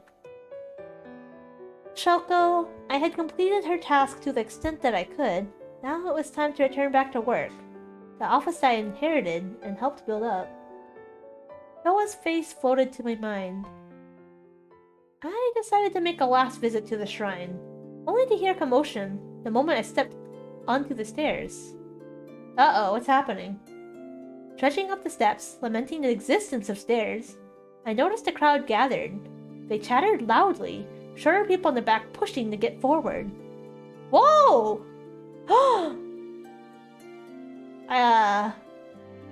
I looked to the front and saw Keeper along with 3 very similar people. Wait a second. So are they like clones of Itoha? But she has red eyes. Okay. Mikami Itoha, stringless. The dead woman was standing, breathing, alive beside Toa and Shiki. From the distance, her unnatural eyes met mine, filling my lungs of cold. See, I was expecting the ceremony to make Itoha live again, but I didn't think it would be the next day. Keeper's voice leaked through my ears as she made a grand proclamation to the gathered townspeople. The time for salvation is here. Our holy woman has returned to us, brought back from the dead. The stringless God's blessing upon us all. We will have freedom and light. We will all be saved from the false strings that puppet humanity. And finally, we will reach the shining world. Each and every one of us will have that which we most yearn for, our deliverance from suffering. Dismissing the crowd, Keeper led the twins away to follow after Mikami Itoha. I kept my eyes on them and walked behind them stealthily. Do you think they're that stealthy? They opened a door in the back of the shrine and descended down the dark stairs. I waited. Then I opened a door, which was left unlocked, and started down the stairs as well. After a long descent, I finally reached the ground. Not too far away was a monster! Oh geez. I pressed myself against the wall, holding my breath so as not to be heard. The monster walked away, human body dragging against the ground as the black and red puppeted. Drip, drip, drip. I must have been patrolling, but for what? Clutching at my racing heart, I shifted my eyes from left to right and ascertained no monster was in sight. Safe. I was safe to check my most important hit at the moment. Attached to my finger was a red string. That surely of affection. A special emotion. This was connected to Toa. I had to admit that I liked women, beautiful women. But this feeling of like that grew to love was more than just a matter of her outside appearance. Oh my gosh! We got a red string, fellas! And we like her for her heart! Alright. She was kind, filled with a softness hidden behind a blunt exterior. She worried too much, but I wanted her to be happy. That was probably love. I don't know, I've never been in love before. Sure. Even the string said so. Keeping an eye out for the monsters, I followed along the string. I walked through many twists and turns, wondering if the string pathfinding chose a long route. The red string led me to a door. Placing my hand on the handle, I found it unlocked and entered. I instantly knew that I had entered the wrong door. And I looked out from the abyss. Ooh, I'm not ready for this. I stumbled into darkness. Huh? When light finally entered my eyes again, I found myself in a part of town that I had passed by, but not lingered at any sense. A station. Someone was already waiting there. As my shadow, the shape not quite like my own, a luggage-shaped shadow companion approached her. She turned, showing a familiar face. You're late. If you truly intend to leave for the city, then you should arrive earlier for the bus. Oh, is this us, like, pretending to be Shoko? No. The person she was speaking to responded to words that I was not privy to. I see. Shoko, you. Gasp. What could those 4 squares mean? A 4-letter word in English. I couldn't hear that very important word that left her lips softly. I knew that this woman's gaze, at this moment, was much gentler than the cold depths I saw before. Mikami Toha was missing something very important as a human being, yet she already had another more important thing. Shoko, was this the person you were searching for? The dream shattered. Oh geez. And I met the eye in the darkness again. Oh no, I'm not ready for this! A sequence of snapping sounds popped in my ears, following the sensation by the sensation that all my strings had been stripped from my body. My mind went blank. Did this feel good? Something was dripping out of me. Oh no! Not screams, nor tears, but something very important was hollowed out, pulverized, and leaking out from my heart. So cold, so hot, so cold, so hot. I couldn't even scream as I crumpled to the ground, holding myself for some sense of reality. My fingers should have hurt as they clutched my arms. No, I didn't want my fingers to fall off. Don't fall off. I still have things to do with them. My head rolled to the ground. In my head. Then the eyebrows bounced like rubber, rotating to see the light. I saw an angel. It was a beautiful thing. It was a terrifying thing. It looked at me as if identifying a virus meant to be quarantined and then promptly eradicated. We did mention hearing an angel, like, a way long ago. Biblically accurate angel. There's a lot of eyes here. The angel warped, shining yet terrible, to begin an execution. A countdown. A countdown from a number over 1,000 began, ticking of an unseen clock. The light distorted. I tasted sour running up my throat and tried not to puke, gagging on nothing but air. Why? Why? Why? Why did I see this thing? The darkness was terrifying. The light was terrifying. No matter if I opened my eyes or closed them, everything was terrifying, so I couldn't even gouge them out. My numbers reduced one by one each second, causing my chest to tighten and my scars to burn. I forcibly tore my gaze away from that which stood in the corner of my vision. Before me was a strange room, a holy room. In it was a pit of darkness with no end, surrounded by monsters and 4 human figures. Shiki and Toa held swords, performing some sort of ritual. Black mist flowed out from the abyss. It lapped at my feet, burning and freezing. It's so much like an illusion that my clothes and skin were completely untouched. This was bad. This was very, very bad. I wanted to even ask the angel why I did not see these demons and this great evil. I found my voice. Stop! I rushed toward the twins, running along the edge of the wall. I can't even tell what kind of shape our body is in at this moment. I thought it got ripped open. At that moment, the world began to distort, with the entity in the depth rising in a realm not like that of humanity. It was rising. It was not rising. I saw. I did not see. Oh jeez! As if strings had been cut from a puppet, the body of Mikami Itoha collapsed. The monsters all prostrated themselves to the depths. Keeper also bowed deeply, her stringless form humanoid and distinct among the corpses worn by the creatures of black and red.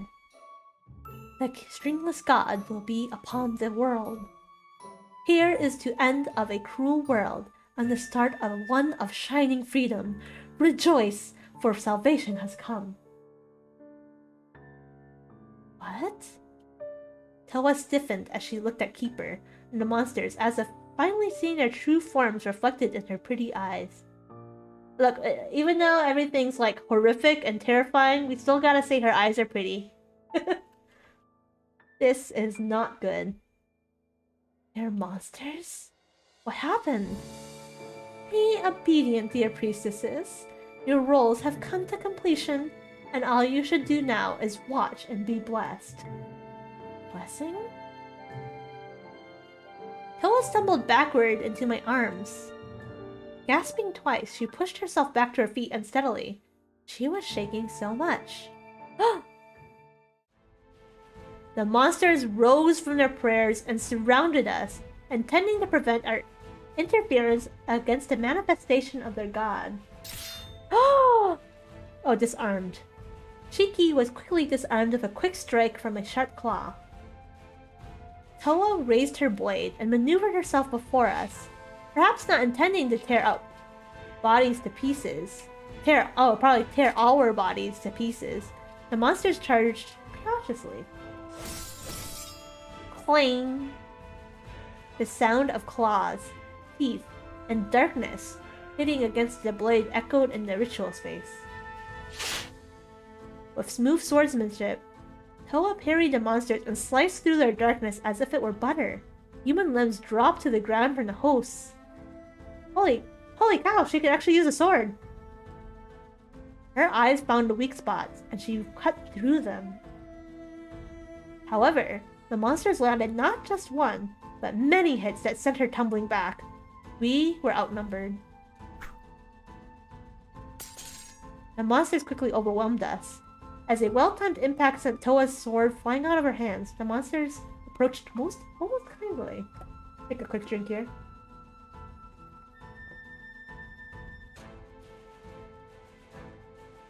The monsters seemed to whisper sweet words of reassurance, but all I heard was a cacophony of noises, buzzing, dripping, and terror. They were happy, but what did I care for them? I heard the angel's countdown in my ear. 99? That was it.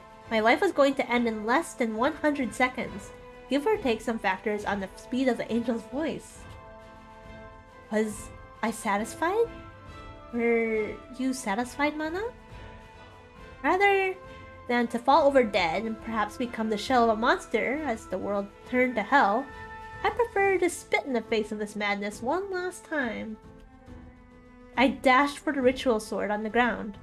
Ignoring the dripping tongue that grabbed at me, I stumbled and scraped my hand against the ground to take the sharp sword into my hand. Without stopping, I plunged down into the abyss. Horrifying chill numbed my hands, my face, my eyes, my entire body, but I didn't look away, nor did I let go of the sword, gripping so tightly that I thought I'd shatter. I stabbed into the eye of God! Even though I was only human, even though this god was still in another dimension, gazing at it with these human eyes I was born with, I stabbed with all my might. This was our world. The light was for us humans only, so don't take away our beautiful world! And I cut. A string, a thread, one without colors. Painful black burst past my body as I saw a gate close. The one and only tether between our little world and the lightless one snapped, as did the sword. What have you done? The monsters howled in anger, but quickly their noises disappeared. Silence. Dust flew by, tasting of the remnants of the monsters.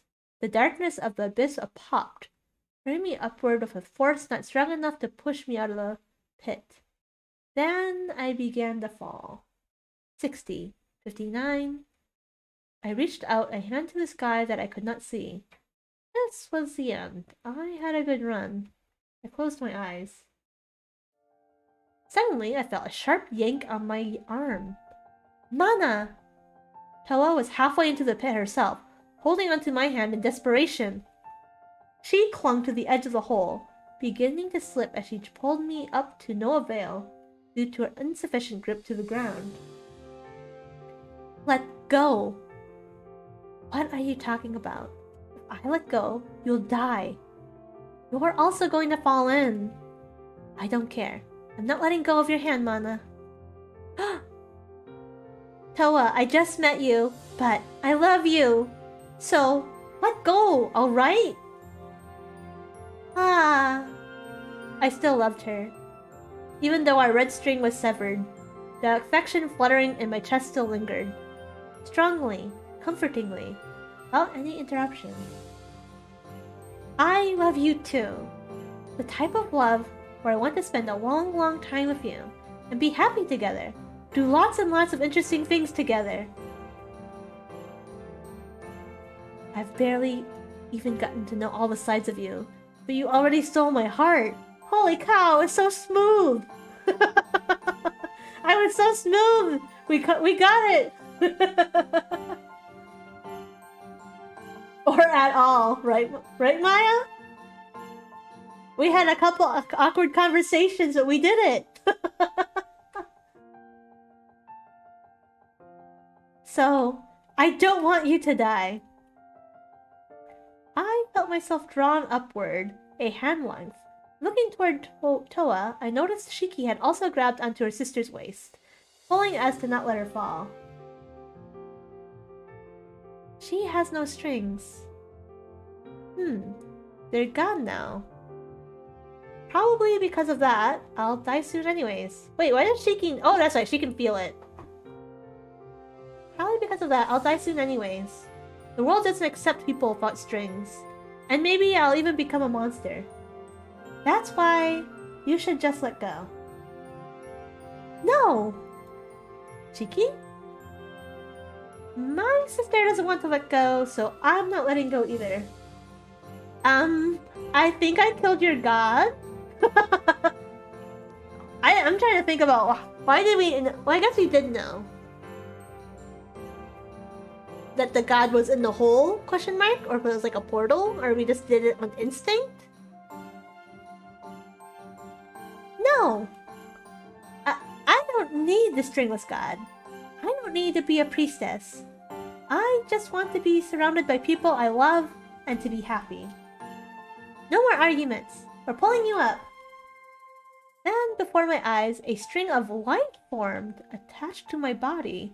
Shimmering motes of light gathered and became a line, a thread, a string, strong and tangible. Toa's warmth flowed into my body. making me realize how cold I had just been. 3. The countdown stopped and the angel vanished. Huh. Oh, so the angel appears once your strings have all been cut? With a strong tug, Towa and Shiki pulled me up from the cavity in the ground. We all flopped down to the ground in exhaustion for a minute. After catching our breaths, we rose to our feet. I looked toward Towa. You really did it. Ah. That string, where did it come from? Oh, it must have been born from the strong emotions formed my attachment to the world, even as the darkness tried to strip all away from me. I traced the intangible magic thread that floated in the air before me.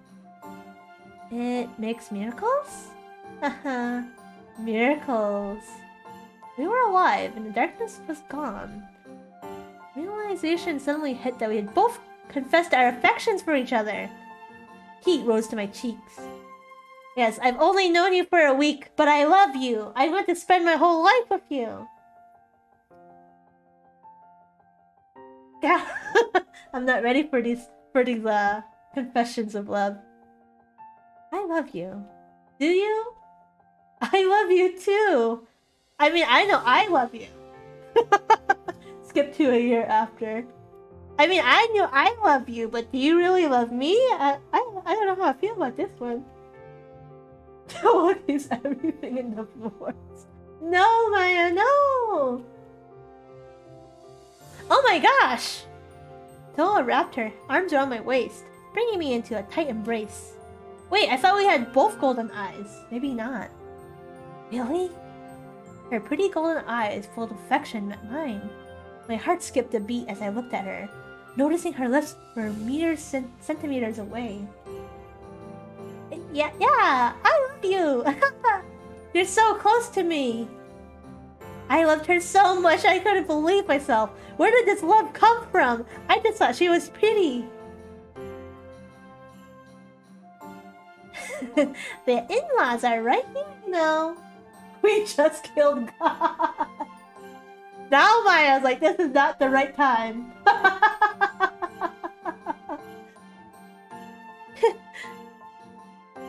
Shiki. I love you, Toa. Can I kiss you? Let me kiss you. Oh my gosh, we kissed. I closed my eyes and kissed her. Her lips were warm, soft, and sweet. Joy overflowed from my heart with strong, undeniable love. I was the luckiest person in the world at this moment! And thus we reached a happy ending. What? Just like that? Huh? Just like that? This is not the time. Team Toa, baby! Team Toa, baby! Right. Okay. Wait, Maya, what? Wait, Maya, what? What happened to Keeper? I think she also disappeared along with the other monsters when we stabbed the eye. I feel like that sequence is a little too fast for me. I wish I was like a little more like detailed. But yeah, right?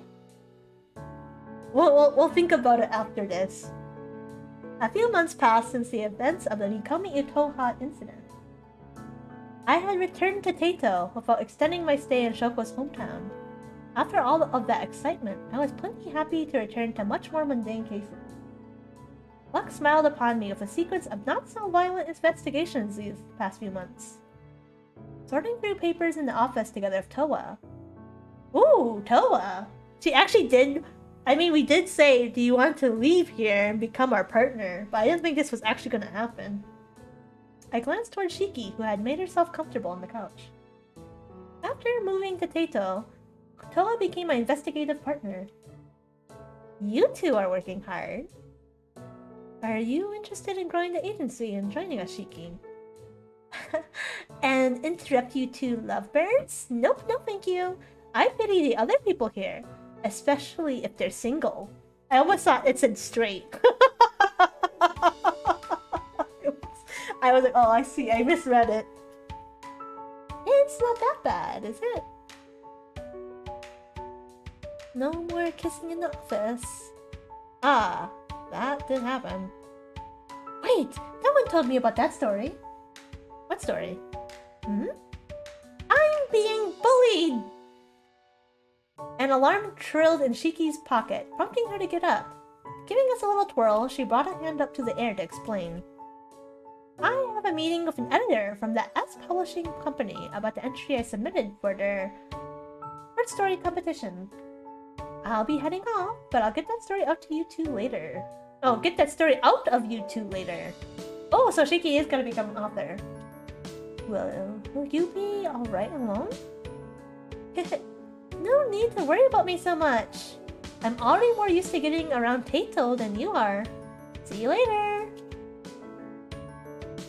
With a delicate wave, Shiki hopped out of the door. Thus, the two of us were left alone with our papers. Sorting and filing, we chatted about the little parts of our daily lives, like our dinner plans. An author for the Spooktober BGM. Ever since we moved together, we started learning to cook. Ooh, moved? What? We're already living together? Holy cow! Is this love? Is this what real love is like? You just meet someone and then you just move in together? The first attempt at a candlelit dinner went disastrously, in one part because of burnt steak, and because candles were simply not a good choice of item. Nevertheless, we'd been improving our cooking. It's been a month. Has it only been a month? I thought it's been a few months.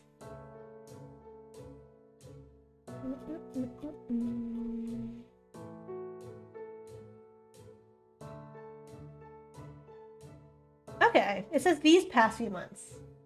But yeah, still. Spending time together with her, doing the little things together with her, I was happy, content. These were the days I wanted to continue. These were the days that I wanted to continue forever. Yeah, the point does not change. You're right, Maya. The point does not change. We would slowly change and grow, but I wanted to walk with her for a long lifetime.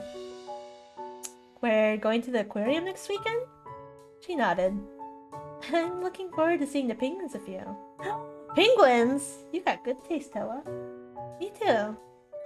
Let's go to lots and lots of places together and see lots and lots of wonderful things. Knock knock. A client had phoned in for an appointment yesterday regarding a case. By the hands of the clock, it looked like they were just on time. Come in. What would tomorrow look like? I glanced at Toa, my partner in many precious ways. Although I changed my face for the client, I couldn't help but smile in my heart. Now we can see it on your face, I know we can. Surely something kind of her. That was the ending! Oh, okay.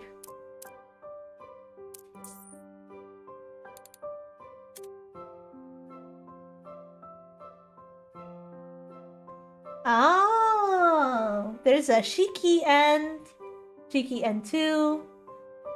So this isn't even the Toa ending. This is the Clotho end.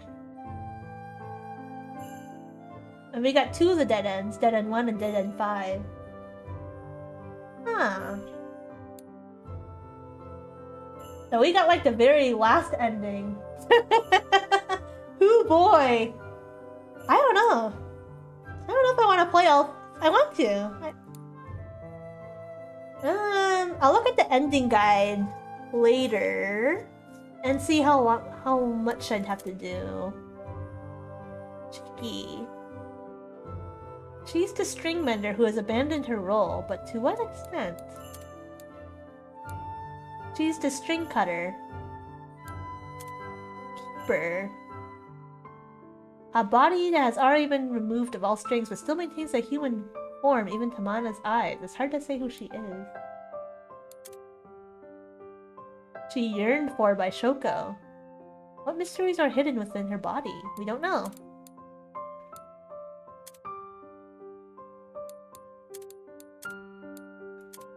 Now we saw most of the images.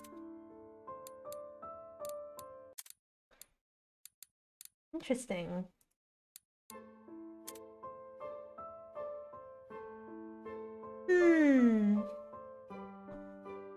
Alright, well, we'll stop here for tonight. Let me switch screens for a second.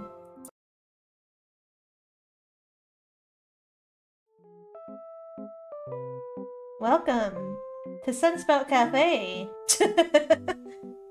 Alright, well, we got one ending today.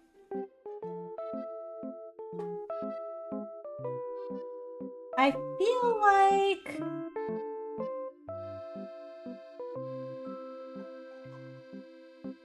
I'm gonna need a cafe for that migraine. I don't know if the cafe is the right place for a migraine. Oh, I got it. Cafe is Spanish for coffee. I don't know if you still want coffee for your migraine. Maybe you need like pain medicine.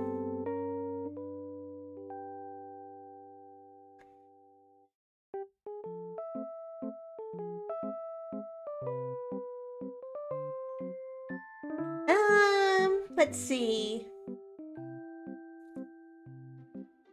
Well, my thoughts.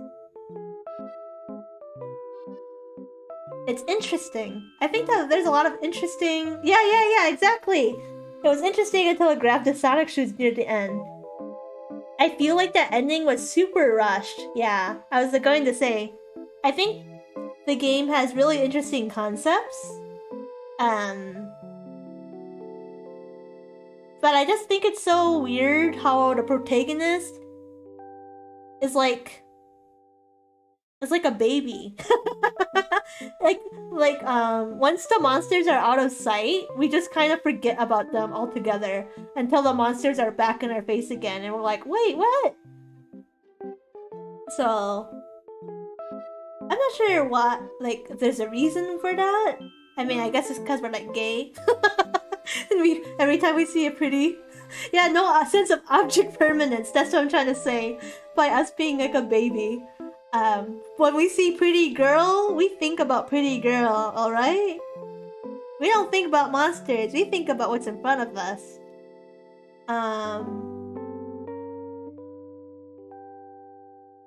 Yeah.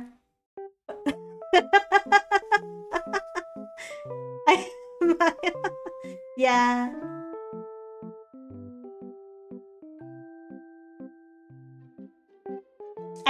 I do feel like the ending was really rushed. I wonder if they wrote it like last, or if it was like written near the end, because there was like so many questions. We had so many questions, and they just kind of like went for it.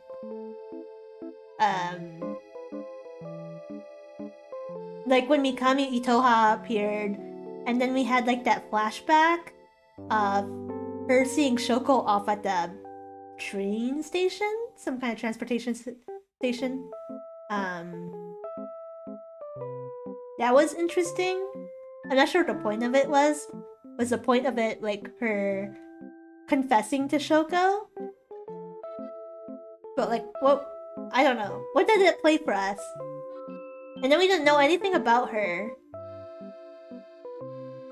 I think she became the vessel for the stringless god, right? Is that what happened? That whole part's kind of fuzzy, because it just all happens at once. Like, there's the monsters, they're, like, trying to fend this off from interfering with, like, the revival of the stringless god who's in the hole. And I guess that hole is supposed to be, like, a portal to... I don't know, the dark world, because we keep calling it the world of the light, so I guess that's the world of darkness down there, if we're keeping it simple. People become monsters when all their strings get cut, and then when we entered the room, somehow all our strings got cut too. And then there's like, also the part where the candle getting lit twice, and we like smelled like a sweet scent that affected us so much that we were able to see the strings of the world. But in the last, like, what do you call it? The illustration, we still had our blue eye. Like, I was so sure that our eyes both turned gold. Because we were able to see all the colors. But I guess not. I don't know what the point of the blue eye is. Because we did, like, reach up for it.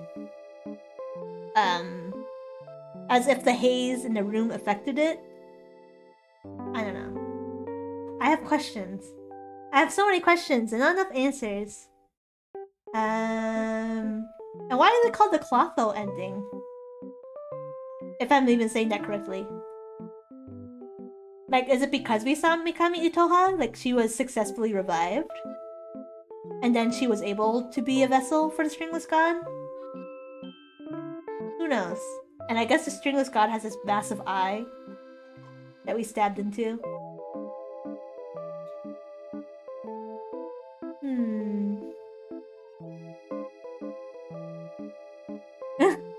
Yes, Mame-san. Wait, raid? Huh?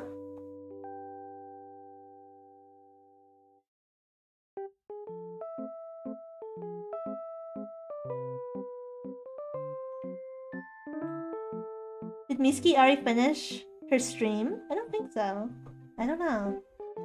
I'm just here thinking about things.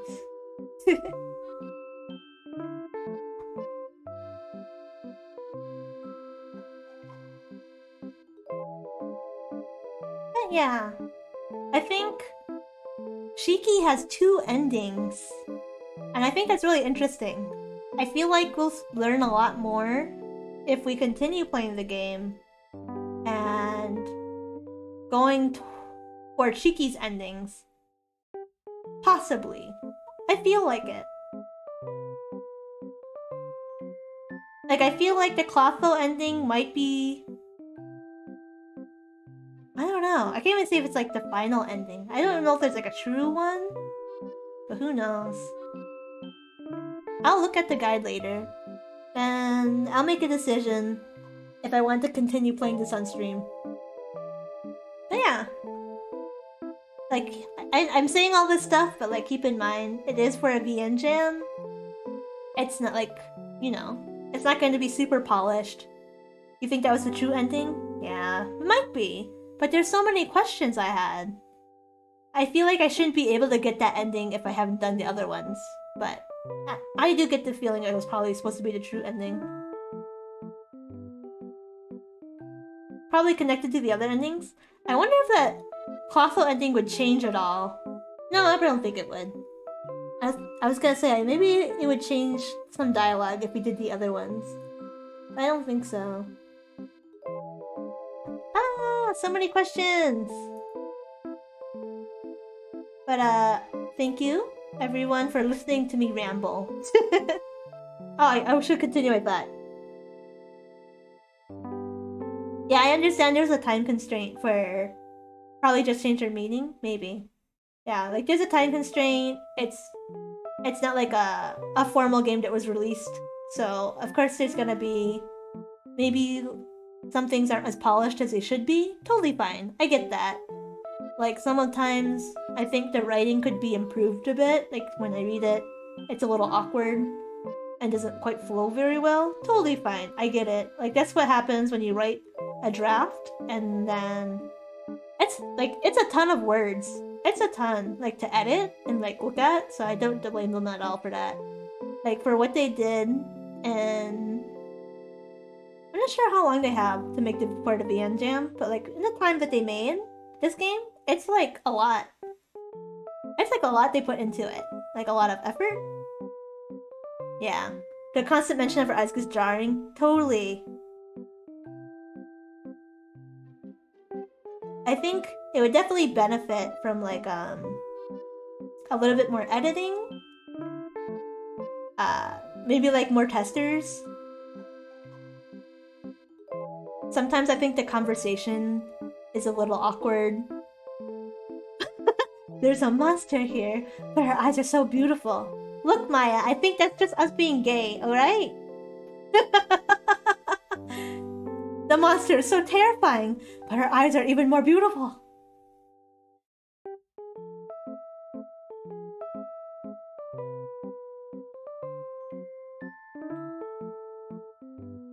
So yeah, that's my thoughts so far. I think I want to give it more of a chance by going through the other endings, seeing how they're exploring the other concepts of the sisters, being the mender and the cutter, and then the last sister is supposed to be the weaver.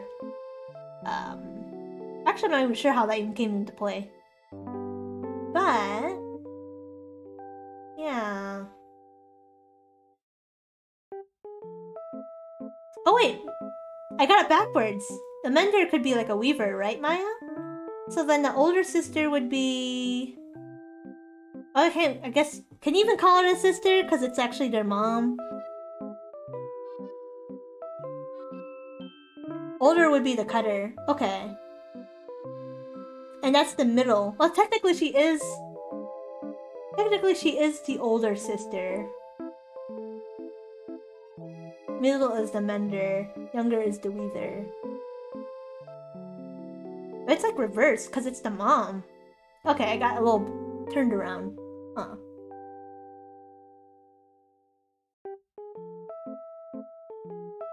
Yeah, I got inverted. Yeah, that makes sense. Huh.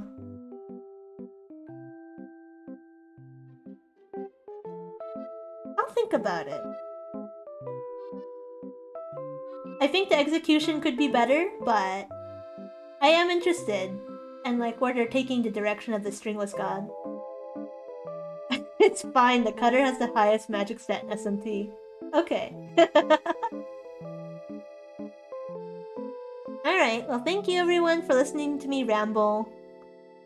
Long story short, too long didn't read. I like the game. The writing is a little unpolished. Totally fine. Totally understandable. It has really interesting concepts. That I'm interested in seeing be explored more. And I can't really give like, you know, I can't really give like a solid review without seeing the other endings. So yeah, maybe next week on Monday, or maybe next week on Monday we'll revisit it. I don't know. Next week I have only Monday and Tuesday free, so either one of those days. I'd like to go back to The World Ends With You. But we'll see. We'll see how things play out. But yeah, I haven't eaten dinner. I haven't eaten dinner, so I'm gonna go eat. My tummy is hungry. Streaming, I don't know how people do it, but when I stream and I get hungry, talking makes me more hungry. So I'm like, my tummy is just hurting because I'm hungry. And I've been talking for like the last 2 hours and a half. I eat while streaming. I know, but I don't want to eat while streaming. You just hear the clang, clang, clang of my spoon against the bowl. So yeah, next time I'll eat. Eating ASMR. Yeah, next time we'll... well yeah, I was gonna say next time I should eat before streaming.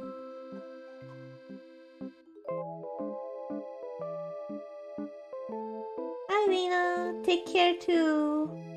Thank you, I will enjoy my soon-to-be meal. I'm not sure what I'm gonna eat, I'll think about it. But yeah, next time I'll try to eat before streaming, because I think today I ate around 1 o'clock. No, I ate before 1 o'clock. Well, I finished eating by 1, so it's been like 7 hours. Hungry. Ah. There you go, Rainice. That sounds good. Sounds good. I'm gonna go say hi too. Have a good night, everyone. Thanks for coming. I'll let you know next week's schedule when I know it. Take care. Thank you for listening to me ramble once again. Night night.